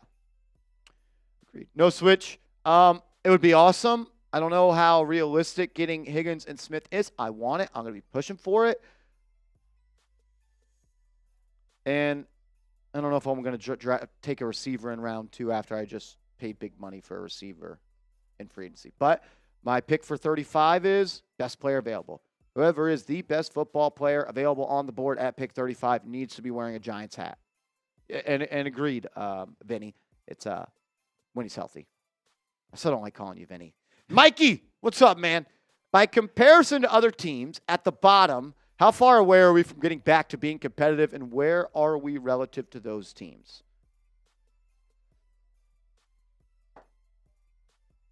We're about as far as away from being competitive from anybody because we don't have anybody at the most important position in football. That is correct. So it's hard to say. I do think if you remove the quarterback position, the Giants maybe go from the worst to maybe like the 5th worst, maybe like at most the 10th worst. But oh man, the free agency. If you strike out on T. Higgins, the receivers suck. They're bad. It's T. Higgins and Godwin, and that's it. T. Higgins, Stephon Diggs, Keenan Allen, Amari Cooper, Godwin, and the only two that I'd really want out of that crop are T. Higgins and Chris Godwin, probably. And yeah, you could argue Cooper, but he's probably going to stay in Buffalo. Then right after that, it is Brandon Cooks, Deontay Johnson, DeAndre Hopkins, Mike Williams, Robert Woods, Mark Hollywood Brown. Man, I'm not interested in paying any of those guys big money. Yeah. Like there are some guys down the line that are sleepers. I'm kind of like, I just saw Bronx Boys comment about find a sleeper receiver. Maybe sign Trey Smith and find a sleeper receiver. And free That'd be agency, awesome. There's not many. Like Zacchaeus, like that's a sleeper receiver that I'm looking down this list. But like he's probably going to stay in Washington. He's getting more involved in their offense. Very comfortable with Jaden Daniels. Like there aren't many sleeper receivers. Maybe in the draft, but like it's a crapshoot. Total crapshoot when you're picking receivers in the draft. I don't know, man. The Giants front office has to do a good job at identifying talent this offseason. They have not done a good job at doing that. And they gotta get a couple sleeper signings. That's how you win a Super Bowl. You go get a guy who nobody else wants. That you need people to outperform their contracts. Yep. That's how you win in this league. It's tough to do when you're paying John Runyon $11 million a year. Who's a guy who doesn't outperform his contract. Like if you already have guys on your roster who don't outperform their contracts, like it's not a good recipe. And you still got $20 million in dead cap because of the great Daniel Jones. DJ. War Runner, what up, my man? Who would you want if Mike Kafka leaves? Well, it matters if Brian Daboll is keeping or not keeping the play calling responsibilities, which John Mara said that he talked to Brian Daboll about, and Brian Daboll said he was the one who brought it up. he brought up the idea of giving up play calling duties. Said he's going to evaluate everything. If you're hiring someone, either way, someone that Brian Daboll will listen to. Someone that potentially brings some new ideas to this football team. Like that. If you are talking about Daboll giving up play calling, I want a guy that's been there, done that. If you're talking about Brian Daboll keeping play calling, I'm looking for an offensive coordinator that's also a great QB guy. Yeah. Someone that could work in lockstep with the QB. So you have the QB coach and the offensive coordinator. I saw someone in the chat. I've said it a couple of times. Davis Webb is someone that I like. I know that Brian Daboll has a great relationship with Davis Webb. He was able to call pretty much Davis Webb out of retirement to come be a practice squad quarterback for the Giants. I also like the idea of what about Brian Griese from the Niners? I know he's interviewed to be Brian head coach right Griese, quarterback coach for the Niners. I wouldn't mind that. I like the idea of, I'm blanking on his name. Oh, Josh McCown? Josh McCown. I like the idea of that. He's supposed to be has a great relationship with Sam Darnold. I don't know who I want as the offensive coordinator yet because I don't know if the offensive coordinator is calling plays yet. So it's hard for me to say. How long do you think before that happens? Can't be too long because these guys are going to be getting jobs soon. That's what I'm saying. I think by the end of the week, and maybe we don't know publicly because Brian Daboll didn't announce publicly until the end of the summer that he was calling plays, even though it was known the whole time. We're going to know a lot more about this team as this week goes on. Love it. I got to wait. Because it's two different jobs you're filling then. Yes. One is the right-hand man to Brian Daboll, and one is the offensive play caller. It's just two different positions. But those are some guys I'm looking at if so. Bush Kid, what up, my man? Shout to the Bush Kid. Duh. Shout out to you, brother. $10 super chat. That's love. Shout out to you, man. Just checking my phone real quick. No new noties. Says, this is the worst Giants. 4-12 next season. I'm sick. Sell the damn team. They should have been fired. Next playoff game is in 5 years. If the next playoff game is in 5 years, this regime won't make it there. That's for sure. I don't think it's playoffs or bust, kind of like Mike Garafolo said. I don't think there is pressure for the Giants to be competitive in the NFC East next year, but I do think there needs to be hope after next year for them to keep their job. Whether that be the rookie quarterback they show has hope, whether that's a progressive growth throughout the season, there needs to be hope that this is the right duo at the end of the season. How do you quantify that? I'm not sure. But I think for John Mara to keep these guys in their seats for 2026, he's got to really see a lot of growth and have a belief. And results need to come in some way, shape, or form for him to feel that way. No doubt. Which is unreal because he already has his doubts, and he should have just cut the cord this year. EJ Gonzalez, what's up, my man? Shout out to you, bro. Would you like to see a 1-2 punch of Tyrone Tracy and Cam Scattaboo? Scattaboo. Doesn't pass the name test, but he is aura. What round is Scattaboo going? Do you know? Probably, I would say 3rd, 4th round. Maybe. So we're going to draft another mid-round running back after you did so with Eric Gray, after you did so with Tyrone Tracy, and you signed Devin Singletary to a 3-year contract. Your backfield next year is Tyrone Tracy and Devin Singletary. Maybe you cut Eric Gray and then you do draft a rookie or you sign another veteran. I think Scattaboo is going to go 3rd round. I don't know if I'm ready to take a running back 3rd round. But if higher needs on this team. If he's the best player on the board, do it. I like the player. Man runs tough. He's a footballer. He's a gamer.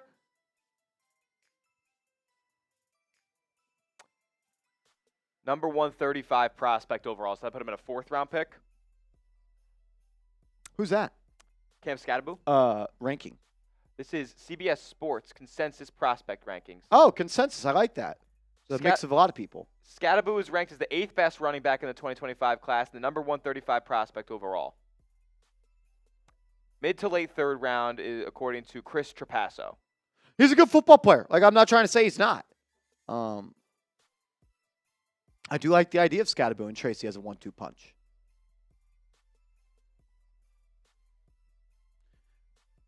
But you paid Devin Singletary a pretty decent coin for an average running back. Yeah. I'd like to see some return on investment there next year. I don't know if you're gonna get it. He's not like he doesn't really have a high ceiling. He's a good RB2. He's an RB2, so you got two RB2s rolling around. Like 2 RB2s. Meanwhile, the Lions got 2 RB1s. Yeah. Like those guys changed the game for them. Like I don't know. Running back this year has seemed like a very, very important position. But you also got to have a good run blocking offensive line. The Giants don't have a great run blocking offensive line. That was the knock on them in the beginning of the season, even though they were protecting Jones, they couldn't block for the run. Yeah. On Wheels says he's an RB1. Scatterbo's an RB1? Maybe. Is he a high-end RB1? Because all the RB1s that aren't high-end are really just RB2s. Yeah. We'll see. Hey, we're going to find out. Carl says, yo, Marsh and Smitty, the top 2 QBs probably getting drafted 1 and 2. Should we go hard after Fields and draft that combo player, Travis? I think if the Giants feel pressure that the QBs are going to be off the board, they're going to make a trade to get up there. I agree. I would be really shocked if the Giants walk out of the draft without Cam Ward or Shedeur Sanders. I just would. I would. I don't think it would be the end of the world if they didn't. But it feels like that would be the end of the world in their minds if they didn't. Because what happens then, Smitty, Giants don't get their quarterback this offseason. They sign a guy like Fields. They go 5-12. Are they keeping their jobs? Probably not. Because they'd have They'd have the 5th pick in the draft, 6th pick in the draft at that point. Yeah. It seems like the way for them to keep their jobs is for them to draft a rookie quarterback, and the rookie quarterback looks good enough to say, hey, maybe you guys stick around another year. Because the record's not going to be the reason the Giants have Brian Daboll and Joe Schoen stay. Yep. You need that rookie quarterback to elongate your leash that John Mayer's willing to give you. At least that's how I kind of look at the situation right now. It's a 1-year leash right now, which is it's the last thing we wanted. The only thing we did not want. The only thing we did not want. We were okay with keeping him. We were okay with firing him. The one thing we didn't want is for them to be kept on a 1-year leash. That's what's happening. I did a video 3 months ago. I repurposed it on Twitter yesterday. 3 months ago. John Mara, if you're going to be patient, be patient. And I mean extremely patient. Do not have Joe Schoen and Brian Daboll enter 2025 on the hot seat if you let them pick a quarterback. Because the last thing a rookie quarterback needs is OC2, head coach 2, and regime number 2 entering year 2. And you know what the Giants decided to do when they came to the stop sign? It said, don't do that or do that. And what did they do? They turned right and they're doing it. They're turning right and they're doing it. Oh, my God, man. The Chicago Bears gave you a blueprint on how to not develop a rookie quarterback 3 times. And you're choosing to travel that path. It's actually insane. Insane. Edward Lynch, my man. Shout out to Edward Lynch. Chat Sports Giants Now. Real one. We appreciate you, my man. Just want to say, I believe keeping the duo will ultimately pay dividends from your mouth to someone's ears that matters. Even happier while watching it unfold together next year. I don't know how it's going to unfold, but Edward, we're going to be watching it together. I know that for sure. The only thing I can guarantee, Edward, is that you and I will be experiencing the highs or we'll be experiencing the lows together next year. I don't know why I am, but I am kind of optimistic. Maybe that's just the nature of the offseason. It is, but it's day one. It's day one. I kind of feel like it's going to work out. I don't know why. I don't know. Nothing has told me that it's going to work out. I just kind of feel like it is. Maybe that's just me being an optimistic. I don't know. What is workout? I need some paint in the picture. Consistent contention in the NFC. Okay, I guess I'll phrase this time next year. Giants go 6-11 with a promising young rookie quarterback. We would all sign up for that. And that's workout to me. And the defense shows improvement. I almost am I being pessimistic, Pam, right now by saying I think that might be best case scenario, 6-11, and you leave the season with we got a franchise quarterback? Yeah, that's best case scenario. Please. Please. That's how low the bar is. We're begging for 6-11. That's how low the bar is. I don't know, man. I want to read this quote. I just popped in my head from. I know some people don't like Pat Leonard. That's fair. I like Pat Leonard. I don't know him personally, but I think he does good work. I think he's honest, and I don't think he lets people sway how he believes. He's convicted in his thoughts, and I really appreciate that out of a media member. And he says this, and I love the way he wrote it. One second. Said.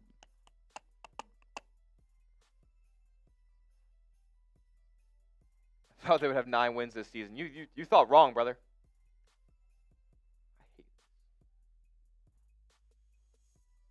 Man, did he delete it? Oh, poor Pat. This is a nightmare, James Hollister. I mean, listen, you could look at it that way. I don't blame you for looking at it that way. I can't find the tweet. Maybe he deleted it. What's wrong with the schedule, Cam Johnson? And can you come play for the Warriors? Giants 2025 opponents. Like, are they playing some beast divisions next year? Oh, they have the hardest schedule in the NFL. I would say, I feel like we looked at this already. They already have the hardest schedule in the NFL. Oh my God. All right. This was the quote. I love it. The Giants have lived in the basement for so long, they can now see perfectly in the dark. And they've confused that with the lights coming on. Oh my God. Nothing. They don't do anything right. Kind of a bar. I mean. Oh my God. The Giants lucked out of the Niners were the worst team in the division this year. Yep. Oh my God. I don't think I've ever seen a worse place in a division team have the hardest schedule in the NFL. They play the entire AFC West, which has 2 playoff teams, right? 3 playoff teams. Sorry, 3 playoff teams. They play the entire NFC North, which has 3 playoff teams. And they also play their division twice, which is good. And that winning percentage that calculates the Giants having the hardest going into 2025, which a lot will change. But it's also factoring in the Cowboys having the worst year that they've had in a long time, and we still lost to them twice. Once was to Cooper Rush. Cooper F. and Rush. Hey, we got the Raiders and the Saints next year. Raiders and the Saints. Let's go. I think the Patriots. Patriots, yes, Patriots. So those are the other 3 divisions that you're not playing. So you play the NFC West. AFC West. AFC West. So Chiefs, Broncos, Chargers, Raiders. Okay. What's the other division? NFC North, Lions, Packers, Bears, Vikings. And you lucked into playing the Niners. Lucked into playing the Niners. Play your division twice. Saints, Patriots. Nice. Hopefully those teams suck next year. Unbelievable. Oh, by the way, Patriots are going to be coached by Mike Vrabel, and the Saints Year 2 of Drake May. Yeah, and with Drake May, and the Patriots, the Saints suck. So you get maybe you get one win against the Saints, but you already lost to them this year. They had Spencer Rattler playing the other game. Maybe you get to beat the Raiders. Maybe. And by the way, Raiders probably come in with a quarterback who was taken above your quarterback. If you have the opportunity to go out and get Cam Ward. This could be a doom. It is the hardest strength of schedule in the NFL based off 2024 conclusion. Oh, is it actually? Yeah. Oh, the average win percentage is like .546. Oh, so you're playing your entire schedule is above 500. Yep. Awesome. Chas says, I like to see the Raiders. Can we play the Raiders 18 times? 17 times? Awesome. 17 times? They're just, who's to say that the Giants aren't as dysfunctional and doomed as the Raiders are? Because they look like about the same right now. Unreal. Tejan, 23s. Hope I said that right. Shout out to you, my man. Thank you for the love. It says, can you see the Giants drafting Shador, then drafting LeJohntay Wester or Jimmy Horn in the later rounds to help him get acclimated to the NFL? Kind of the same questions we got a couple of weeks back of draft Cam Ward, get Xavier Restrepo. LeJohntay Wester is, for those who don't know, is one of Colorado's receivers. Who's Jimmy Horn? Is he on Colorado? Same guy. Okay. Not same guy, but also same thing. Yeah, same receiver. Okay. I mean, I don't necessarily think that. Like, I'm not going into the draft like that, thinking that. If it happens, awesome. If they're available in the 3rd or 4th round and I have the same grade as that, and I know I'm taking a receiver here, and I have the same grade. Like, maybe that swings it that they've played together, but it's the NFL. Like, if you're going number 3 as a quarterback, this isn't a hold your hand league. Yeah. I don't hate the idea of it at all. I also think you should do everything in your power to make sure the rookie quarterback you have has the softest landing from college football to the NFL as possible. But I don't know if drafting Wester or Horn Jr. is that. I also think I would rather just take an O-lineman because I think the most important thing for a rookie quarterback to be good is protection. If you're not standing upright, you're not making throws. Doesn't matter who's open. Look at Caleb Williams. Bush Kid, Casey Rogers, Ross Blacklock, Jimmy Morrissey. Those are all Giants backup linemen. They're all probably not that good. So improve the depth on the O-line. Is that what you're saying, Bush Kid? Absolutely. You got to improve the depth. Give me some more context here, Bush Kid. Give me some context. Tejan, what's up, man? Back again. Says Marsh, if the Giants miss out on Cam or Shador, I'm liking Jackson Dart as a second-round pick. I think he's the third QB in this draft. What do you think? He might be the third best QB in this class. I think it's in contention with him and Milroe. I know Milroe did not play good at all in the bowl game, and he really struggled in the second half of the year. But he's got traits that will make an NFL team fall in love. I promise. When it comes to Dart, I think he is a developmental project QB, and I don't think the Giants are in the camp of taking a developmental project QB as the only answer to their QB problems. Now you go out and get a ready-to-play bridge quarterback, and then you develop Dart, sure. I don't even know who that would be, though. James Hollister, what's up, man? Says, tired of hearing Dart's name. Yeah, Dart's name is getting thrown around a lot. I'm not doing it. He says, I will be the leader of the army against it. Yeah. I just don't think he's a pro. He is, Or there's some, he's a Madden QB. I think this. I think he's got aura. I think there's some ego things too that rub me the wrong way as well with Jackson Dart. I think he thinks he's a lot better than he is. I don't know, man. There's a reason he wasn't being talked about as a first-round pick all the way up until basically now. Because some people are talking about him as a late first-round pick. We were talking to Rolly last night. It's hard to expose Rolly here. He was like, I think Jackson Dart could go in the first round. Like a team could get desperate and take him in the first round. Who knows? Maybe it's the Giants who have the second pick in round 2, trade that pick in a 5th, and they can move back up into the first and pick Dart at 32. Like there's a possibility that it happens, and I think it would be a mistake. I just want to take the best QB. And if it means having to trade up a spot for Cam Ward, I'm willing to do it. I agree. For Cam Ward, I'm willing to do it. Team went from 3-2 in 2017, and it costed a third and a fourth-round pick. If it cost me Cordell Flott and it cost me Josh Azudu, I'll do it. I was going to say, pick 2 mid-round picks of Joe Schoen's, and you would be okay with making that deal. Would I rather have Josh Azudu and Cordell Flott and Jackson Dart, or would I rather have Cam Ward? Well, you'd also have Travis Hunter in that scenario. Yeah. Jalen Hyatt is him. Can we take a deep breath? Got to have faith. I do have faith. I think. I don't think anyone's crashing out. I'm not crashing out. Yeah. But I've also been told to have faith for 6 years. Yeah. So. Since Eli. It's been 10 years to have faith, and they've came through for me one time.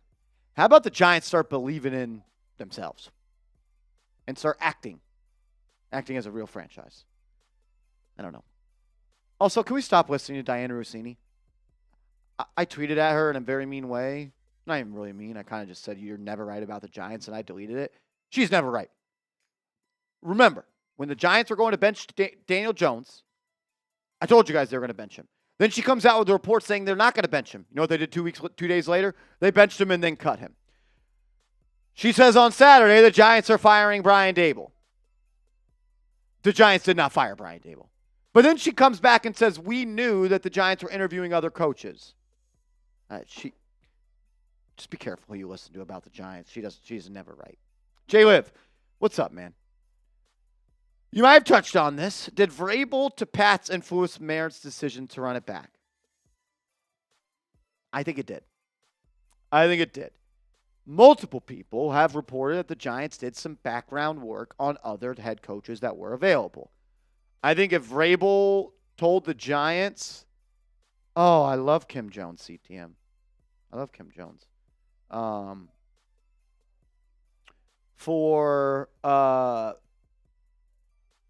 think if the Giants would have known that Mike Vrabel would take the job, they may have moved on from Daboll.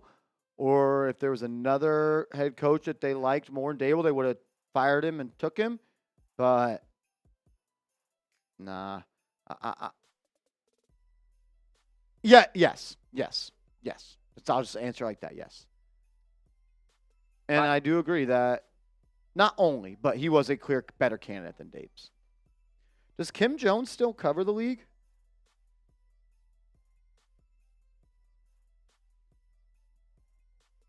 I miss Kim Jones. She was really good. Man. Solomon says, yo, what's the plan? She doesn't cover the league anymore, CTM? What is she doing? She was really good. She was plugged in with Odell. She had all the Odell scoops. She left mid-season. That's sad.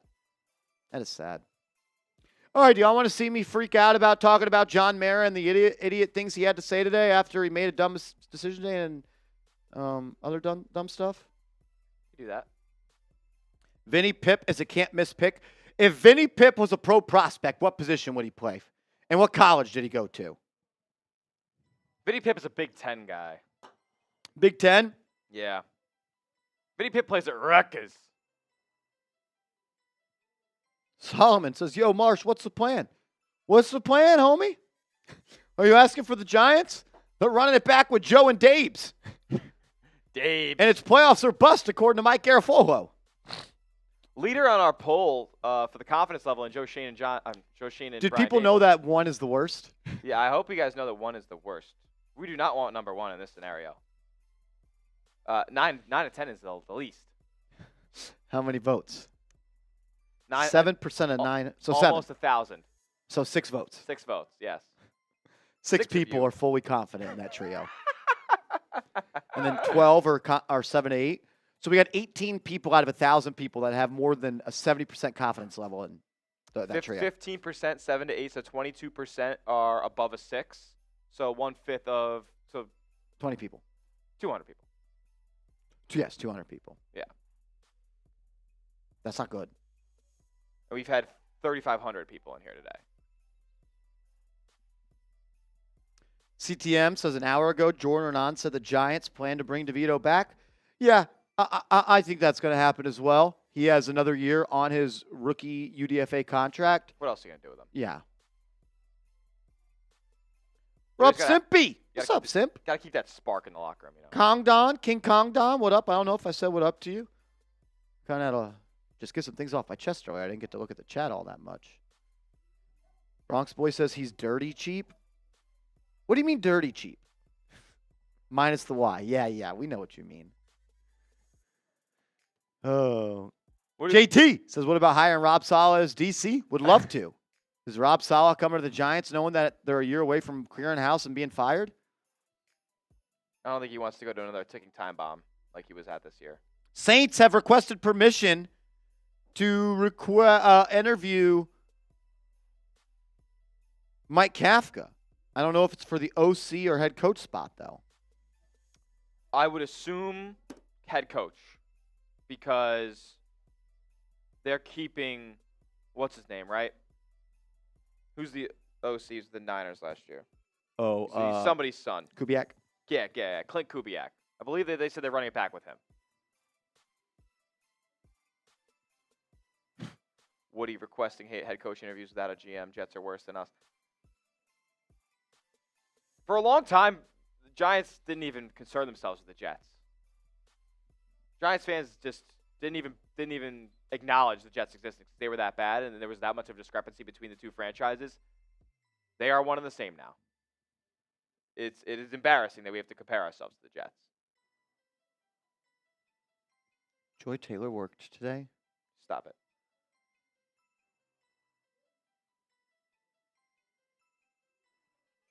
She's on TV today. I don't know. Why did Tommy only get 1 start? He got hurt. I think they would have kept him. In there.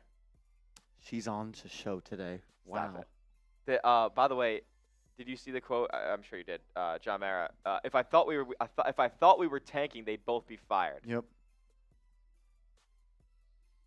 Is that why Malik Neighbors and Tyrone Tracy didn't play on the last drive?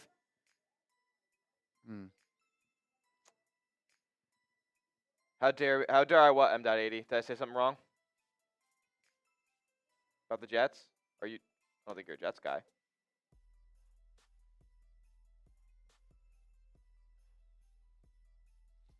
All righty. JT, I wouldn't say those were rumors about Michael Strahan becoming the GM. I think that was a opinion piece. I think that was an opinion piece. I heard nothing about that. I believe, yeah. And I think it was written by a high schooler. Yeah, that was. I'm pretty sure I know where that came from, and it's an unpaid writer writing that stuff. Yeah, that was an opinion piece. Yeah, that's all that website does. All righty.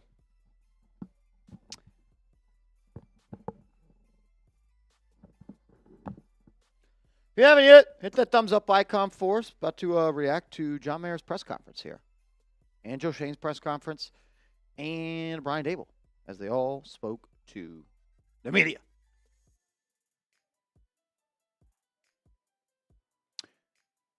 Dear John Mara, please stop talking.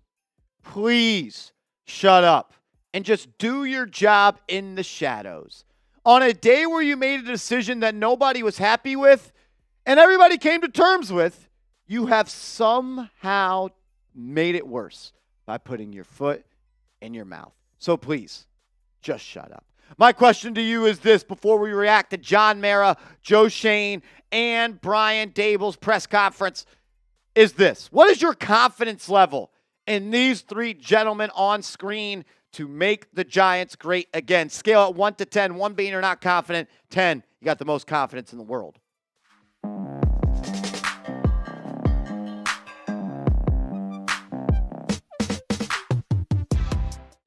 I cannot believe the things that John Mara had to say in his impromptu press conference at the midfield logo of the Giants practice facility after he announced that Brian Daboll and Joe Schoen would be back for the 2025 season. You're watching Giants Now by Chat Sports. I am your host, Marshall Green. If you haven't yet, subscribe to the channel. We're going to be here all off-season long with free videos, multiple videos, every single day.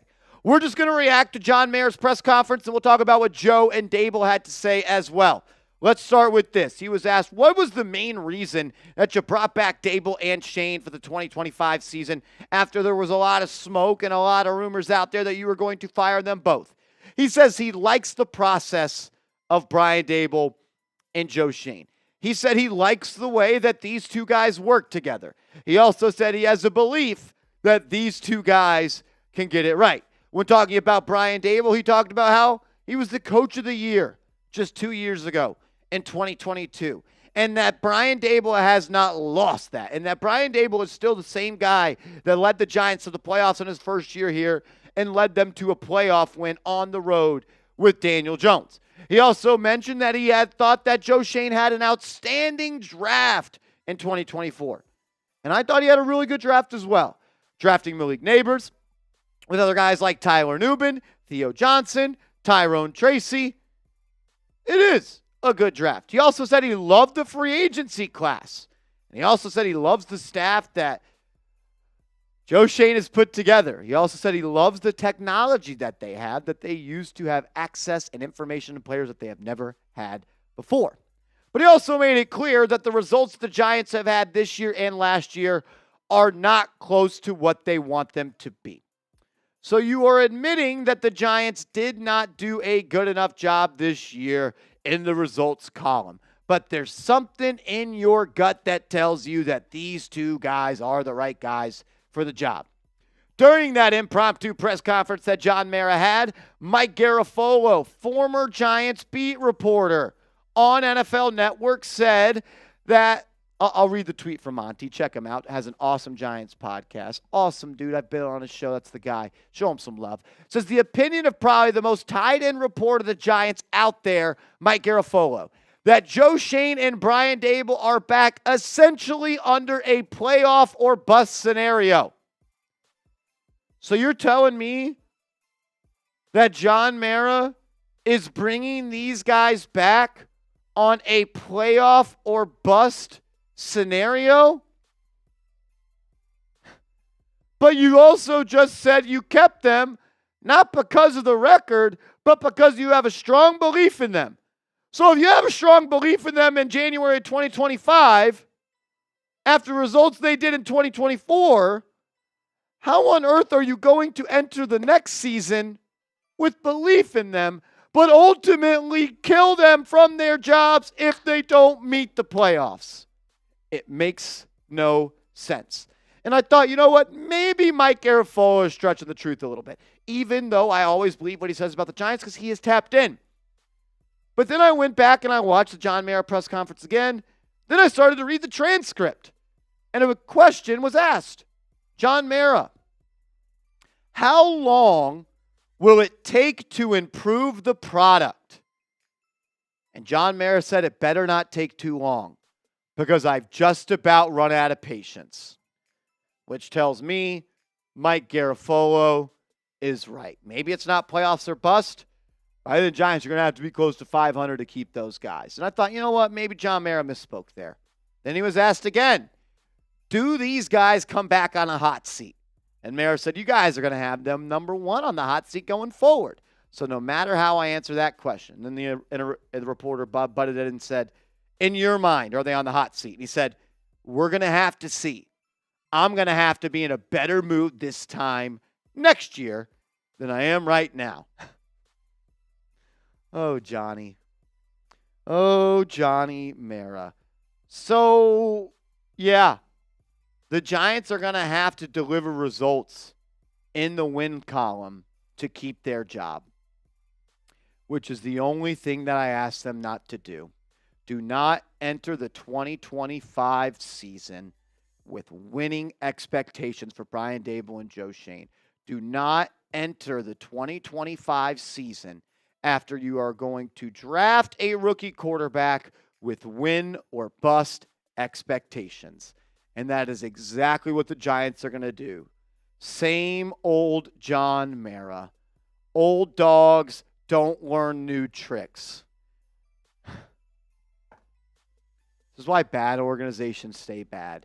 Because you repeat the cycle of moves that you made that got you in this position. Another quote that I thought stood out from the impromptu press conference. Quote, question, after the season last year, you said I need to see progress. I need to see the arrow pointing up. I need to see improvement. What signs are there with a 3-win team that any of that took place? Mara says, certainly the signs were not based on our record. However, in Joe Schoen's case, I think the draft class that we had was really productive. I think all 6 of those guys are going to help us a great deal. I thought the free agents that we brought in, including outside linebacker Brian Burns, were really a big plus. I think the staff he has assembled around him and the process that we go through now and the information that we have in making personnel decisions is better than I've ever seen it before. In Brian Daboll's case, I'm at practice all the time. I go to the meetings all the time. I watch the players and I watch how they react. I still think he's the right guy to lead us. If I'm sitting here a year from now and you're asking me these questions, I'll take the heat. But at the end of the day, we've got to make a decision, and we've made one. So what does that tell me right there? If I'm sitting here a year from now and having to answer these same questions, I'll take the heat. Meaning if the Giants have another bad season in the win and loss column, I'm going to fire them. Which means you are entering the season with Brian Daboll and Joe Schoen on the hot seat. In the same offseason, you plan on drafting a rookie quarterback. For that, you deserve all the bad things that are coming your way. Because the Chicago Bears gave you a blueprint on how to mess up a rookie quarterback. 3 times. Hire coach, coach on hot seat, keep coach, draft quarterback, fire coach. They did it with Mitch Trubisky, they did it with Justin Fields, and they just did it with Caleb Williams. And you know what you're saying? I want to do that too. Because you know what you said? The number one priority is to find the next quarterback. Okay. So the number one priority for the Giants is to find the next quarterback. Okay. You also said, though, that you talked to Dabes about giving up play calling. Okay, so you don't like Brian Daboll as a play caller. And you also said, we need to make improvements on the defense. So you don't think the defensive coordinator is any good, you don't think the defense is any good, and you don't think the play call on offense is any good. And then you also said you need more depth on the O-line. So the play call on offense is no good, play call on defense is no good, the offensive line is no good, and then you said you're not sure the roster is better now than it is 30 years ago. So you don't believe in the play caller, you don't believe in the defensive coach, you don't believe in the O-line, and you think the roster is in a worse spot than it was 3 years ago. Why the hell did you keep these people in charge? So all these things need to improve, and you have to get a rookie quarterback, and it's win or you're fired. John Mara, this is why the Giants are the worst run organization right now in the NFL.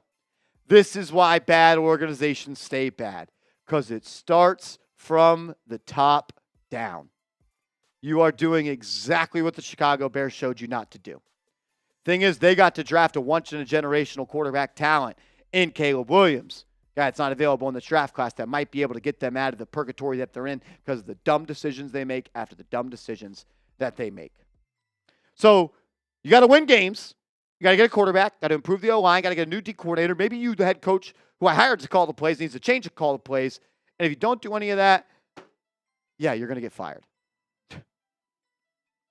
Take the red nose off, John. Shout out to my guy, Mike, NYY. Awesome Twitter follow, awesome YouTube account. Give him a follow, does great stuff. Wanted to show this tweet. Jerry Reese's hot seat offseason. Because I think it's safe to say that Joe Schoen's entering a hot seat offseason. He spent $106.3 million in guaranteed money in free agency. Most in the NFL by $32 million. Does anyone remember what happened in a couple years after that? I think we all do. What about Dave Gettleman when he entered the offseason on the hot seat in 2021? He spent $157 million in free agency, fifth most in the NFL that offseason. Do y'all remember what happened to Dave Gettleman? Okay. So you're putting John Mara. John Mara is putting Joe Schoen in a win-now offseason. He's got $65 million in cap space. What do you expect him to do? Let's pray to God he doesn't make any more dumb decisions like trading a third-round pick for a tight end who's going to retire in a year. No winning trades, no win-now trades need to be made. This is bad, guys. This is bad. I'm hoping that Mara chose the wrong words. I'm hoping that John Mara didn't understand the things that he said. And I'm hoping that John Mara just shuts up. I'm hoping John Mara stops talking about the New York Giants. Own the team and just stay out of the way. Own the team and stay out of the way. When you meddle, we collapse. So stop getting involved. If you want free videos all off season long, make sure you are subscribed to the channel. We put out free, informative, entertaining updates every day on the New York Football Giants. We're going to be here all off season long. So sub for dubs in 2025. Coming up next, Brian Daboll spoke to the media. Joe Schoen spoke to the media. We got to talk about that in a second. First, though, I got to give a shout out to our proud sponsor, GameTime. The NFL playoffs are here, and the best seats at playoff games can be got for the lowest price on GameTime. So download the app, create an account, use that promo code ChatSports, and you'll get $20 off your first purchase where terms do apply. All that information will be clickable down in the comments and description of today's show. The app is super user-friendly, extremely easy to use. So many awesome features like it's your seat view in the app, last-minute tickets and flash deals. You get the lowest price guaranteed, the all-in pricing feature to make sure no hidden fees, and the Game Time Picks feature to guarantee you make it that much more easy to go see your favorite people perform. I've been to an NFL playoff game because of Game Time, and I had a blast. It's a lot of fun. Memories can be made, and you can get the best seats for the lowest price guaranteed with Game Time. So download the app, create an account, promo code ChatSports, $20 off first purchase where terms do apply. What time is it? It is game time. All right, we'll just got to quote what Joe Schoen had to say. Wasn't a lot of substance, I thought, in Joe Schoen and Brian Daboll's press conference, but there were some things that I did take away that I did like to hear. And one is accountability, and one is self-reflection by Joe Schoen. In other words, he said, I got to do a better job. He says, I got to build a roster with more talent. And damn right you do. You did not give the chef, Brian Daboll, the ingredients to be successful. Joe Schoen, you got to do better, and I like that you said that. He also said that quarterback is the most important position in football.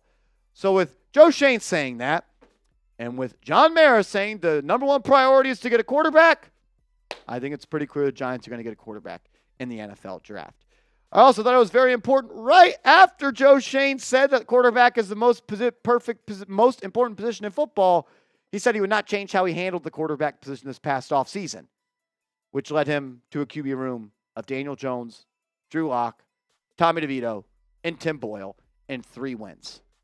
It's okay to say you messed up, because continuing to dig this hole makes me question if you're the right guy for the job.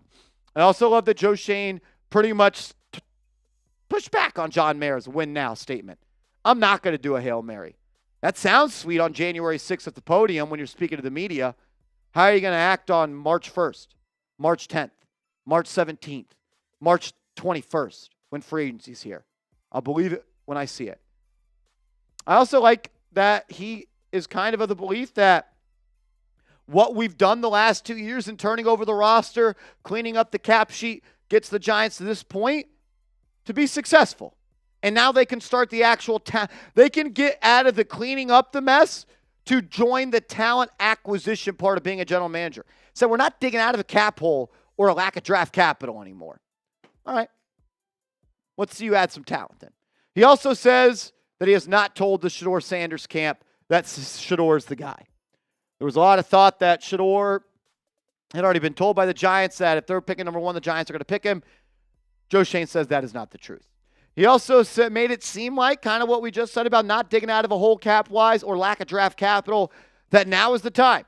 Maybe not now is the time to go over 500. Now is the time to win the NFC East. But now is the time to actually build the roster and add talent and be a competitive football team. I'm going to hold his feet to the fire on that. He also said he feels good about the O-line.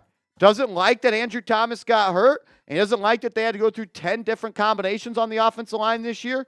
But he made it seem like he loved the addition of Jermaine Illuminor. He liked the addition of John Michael Schmitz. And he loves what Andrew Thomas can do when healthy. Talked about needing to fill the right guard spot with Greg Van Roten. I think there's only one starting spot available. Got to get more depth, though. That's absolutely true. Brian Daboll, he says he has not made any staff changes so far. Didn't say he wouldn't make staff changes, but he did say he has not made any yet. Also, Mike Kafka, who has another year on his contract, is already being wanted across the league. The Saints are interviewing him for the head coach job. The Bears are interviewing for the head coach job. And I think he will get an interview to be the Seahawks offensive coordinator as well, because they just fired their guy, and Kafka interviewed to be the Seahawks head coach last year. Daboll also said he was the one who brought up the play calling duties to John Mara. He did it in a self-reflection kind of move. Like, nothing was good enough. Won 3 games. I'm willing to do whatever it takes to win. I will say, though, I doubt that Kafka is back with the New York Giants. I don't see a way. You took play calling away from him, and then you gave him a piece of pizza and a medium Pepsi to say, even though you're not the offensive coordinator, we're now going to make you the assistant head coach. But we're actually going to ask less of you on a day-to-day basis. I also think Shane Bowen could be fired, or there's a mutual separation. John Mara voiced his displeasure with the defense, and I think that Shane Bowen could ask, or the Giants fire, a mutual separation for him to go be the defensive coordinator for Mike Vrabel for the New England Patriots and join forces with them again. So that's that. That's my take. And that's the cliff notes of Mara, Daboll, and Schoen speaking to the media. So I'll ask you again, what's your confidence level in these 3 guys to make the Giants great again? Scale it 1 to 10. 1 being you're not confident. 10, you've got the most trust in the world in these guys. Make sure you are following me on social media. That would have been the first spot you heard at 7 a.m. this morning that Brian Daboll and Joe Schoen were back. So give me a follow at @MarshallGreen_. Yeah, Mr. Rick, I think JMS stinks too, but I think the process they're going to roll is we're going to enter the season with the hope that the third-year second-round pick could be the starter. I do think he stinks, though.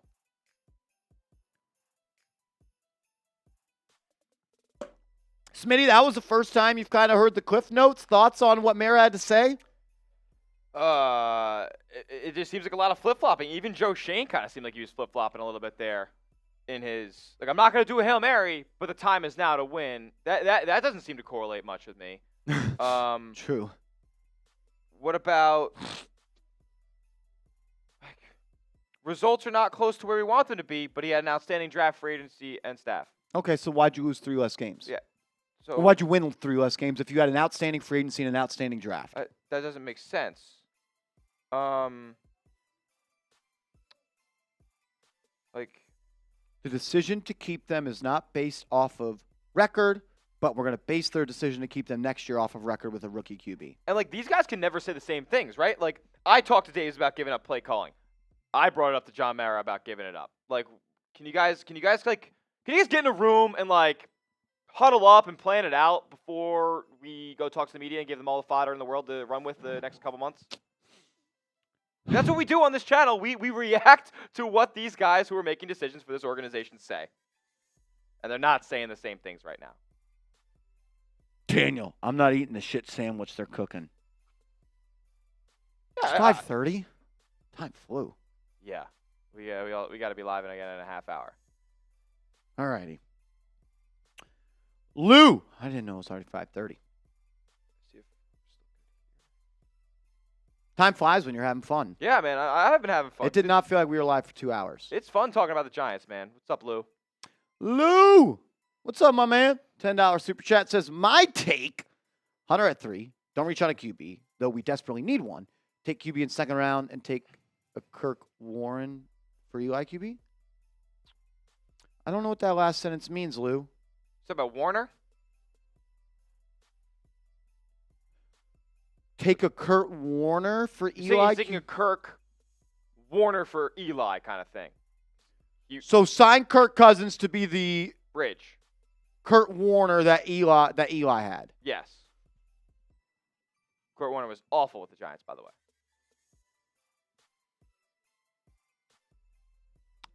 So take Hunter, take Jackson Dart, sign Kirk Cousins, and that's that. That's essentially what he's saying, right? Yeah, that's Lou's plan.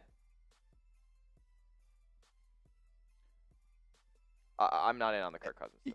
Yeah, I would just rather take Cam Ward because I don't think it's a reach. Like I actually think it's irresponsible at this point to say Cam Ward is a reach at 3. I do. I think it's irresponsible. And I don't mean to call you out, Lou. You're not the only one who thinks it. Yeah, there is thousands of people out there that think that. And I think it's unfair to him because if you watch, I don't want to say it like that. I think if you went into the evaluation with no preconceived thoughts and you just judged the tape for what it was, and then you did homework on the guy, and you looked how his teammates talked about him. You looked how he talked about himself. You looked how his coaches talked about him. I don't think it's fair to say that he is a reach at 3. I don't think it's fair, but hey, I'm not QB Houdini. I don't always hit 100% on those, but I'm going to trust my work on Cam Ward. Does it guarantee he's going to be a great quarterback? No. So Lou says if the Titans take... his take is that the Titans and Browns go QB. So he says don't reach on one of the 3. No, absolutely not. Yeah. That would be... There's no QB I'm taking at 3 if it's not Cam Ward or Shedeur Sanders. That would be the biggest miscarriage of justice the Giants could go across. Unless, of course, Drew Aller is Yeah, in if there. Aller's there, then sure. Yeah. I don't know, man. Travis Hunter, Kirk Cousins, Jackson Dart. Who's signing up for that? I don't want that. Did Aller declare? No, but people are pushing for it. Mamadou, what's up, bro? We need to pull the Commanders this offseason. What happened? Do you guys know what the Commanders did last offseason? They hired a new head coach. They had a new offense coordinator, a new defense coordinator, and I think they got a new GM like 2 years ago. No, that off. The guy from the Adam Peters. I think this was his first year. Holy shit. So they cleaned house, drafted a QB top 3, and they made the playoffs. Makes you think. Yeah, Congdon. If Aller gets to the Natty or if Aller wins the Natty, I think if he's Aller is told by NFL people he's a top 10 pick, he's going. I agree.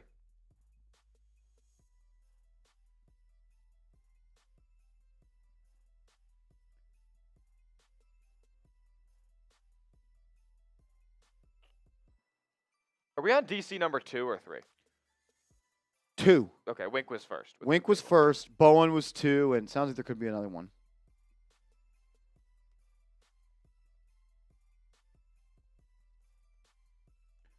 Are we all caught? Last one? Yeah.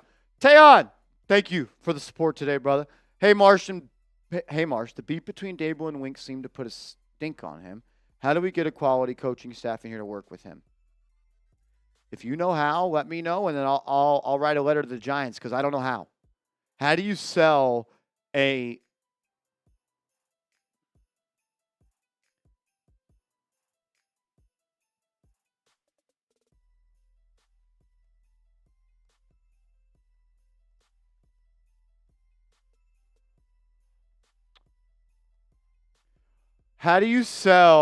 competent coordinator, Smitty, on coming to join this staff after your boss just told you it's win or bust? Yeah, like John Mara kind of screwed the Giants' whole coaching search for coordinators wise, of course. He basically told them that if you're coming here, you're under a lot of pressure in year 1.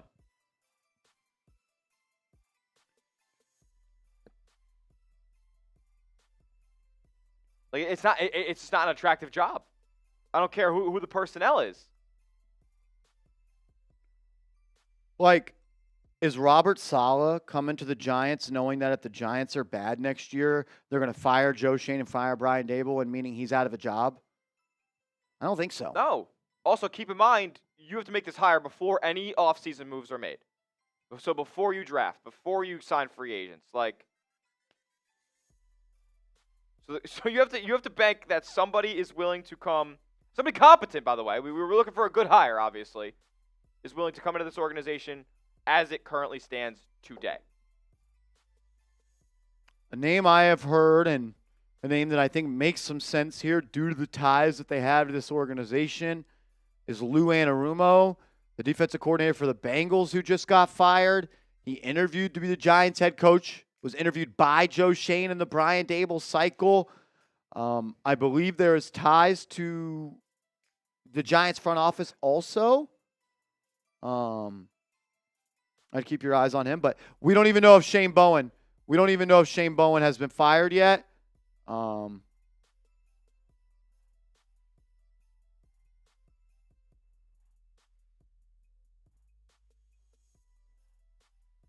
I don't know if they're going to fire him. We'll see.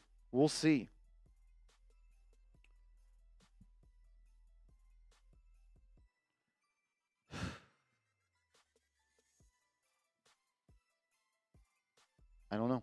We got reassurance that both these guys would be back. That's really all we got. Because, there's also no telling that. We doubt that Kafka will be back, but we have no intel on whether or not Shane Bowen's going to be fired. We don't know. John Mayer said he didn't like the defense, didn't like seeing teams drive up and down on him all game long. To be honest, I don't like seeing Brian Burns in coverage. Guarding Dallas Goedert. I don't like the bend but don't break defense. Were the Giants bend but don't break with Lawrence Taylor, Carl Banks? No. Were the Giants bend but don't break with O.C. Umenyiora, Justin Tuck, Michael Strahan, Matthias Kiwanuka? Antrell Roll. No. They were coming up, we're going to hit you in the mouth, and we're going to make you drive on us. And, the Giants had a bend don't break game this year where they didn't allow a touchdown. And they lost. They scored 3 touchdowns, and they lost.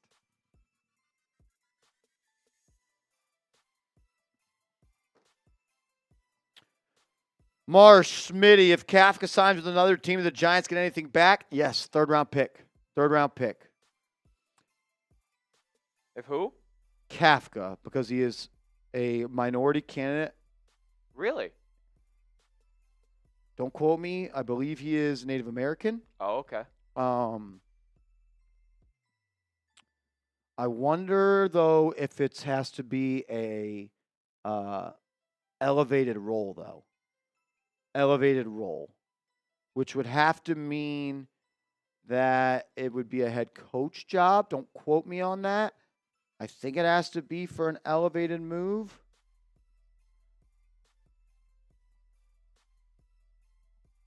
Give me 1 second, Rob. Yes. Since Mike Kafka is considered a minority, any team that hires him as a head coach, Giants will receive 2 third-round comp picks. So it has to be for an elevated spot. He has to leave the Giants to go be a head coach somewhere else. So that would not. I don't think it would happen for an OC. For an OC, even if he was the play caller. Maybe because he's not the play caller here. Maybe that's considered an upgrade, but he's also considered the assistant head coach here.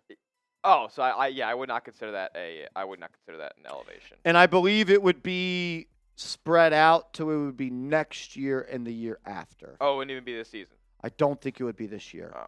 I don't think. Don't quote me. I think it's next year though.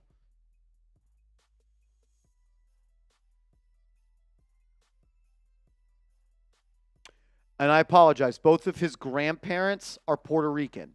Okay. So sorry for the misinformation there. Yeah. So another one says 1 in each of the next 2 years is what I'm seeing. So if Kafka becomes a head coach, to my knowledge, they get a third-round comp pick this year and a third-round comp pick next year. The Chicago Bears, they should hire Mike Kafka. The New Orleans Saints, you should hire Mike Kafka. You should want Mike Kafka. Agendas, we are pushing this offseason. Abdul Carter, number 1 overall, and Mike Kafka, a head coach somewhere else.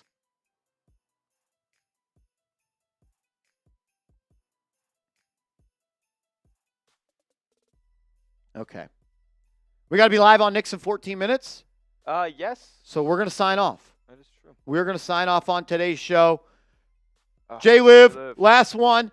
Kafka, don't let the door hit you on the way out. Bye-bye. Spags for DC. Spags ain't leaving DC, the Chiefs, to be DC, the Giants. Nope. This ain't no wait. J-Liv, I would love for Spags to be the DC here. Rexa says no mailbag today. We answered your guys' questions for an hour and 37 minutes. Yeah. We've been live for over 2 hours now. We've been live for 2 hours and 10 minutes. We did a segment that was probably 15 to 20 minutes. We've been doing nothing but mailbag all day. Mike F says this is disheartening. That's my brother right there. All right, we love you all. We appreciate y'all. On to 2025. See you later.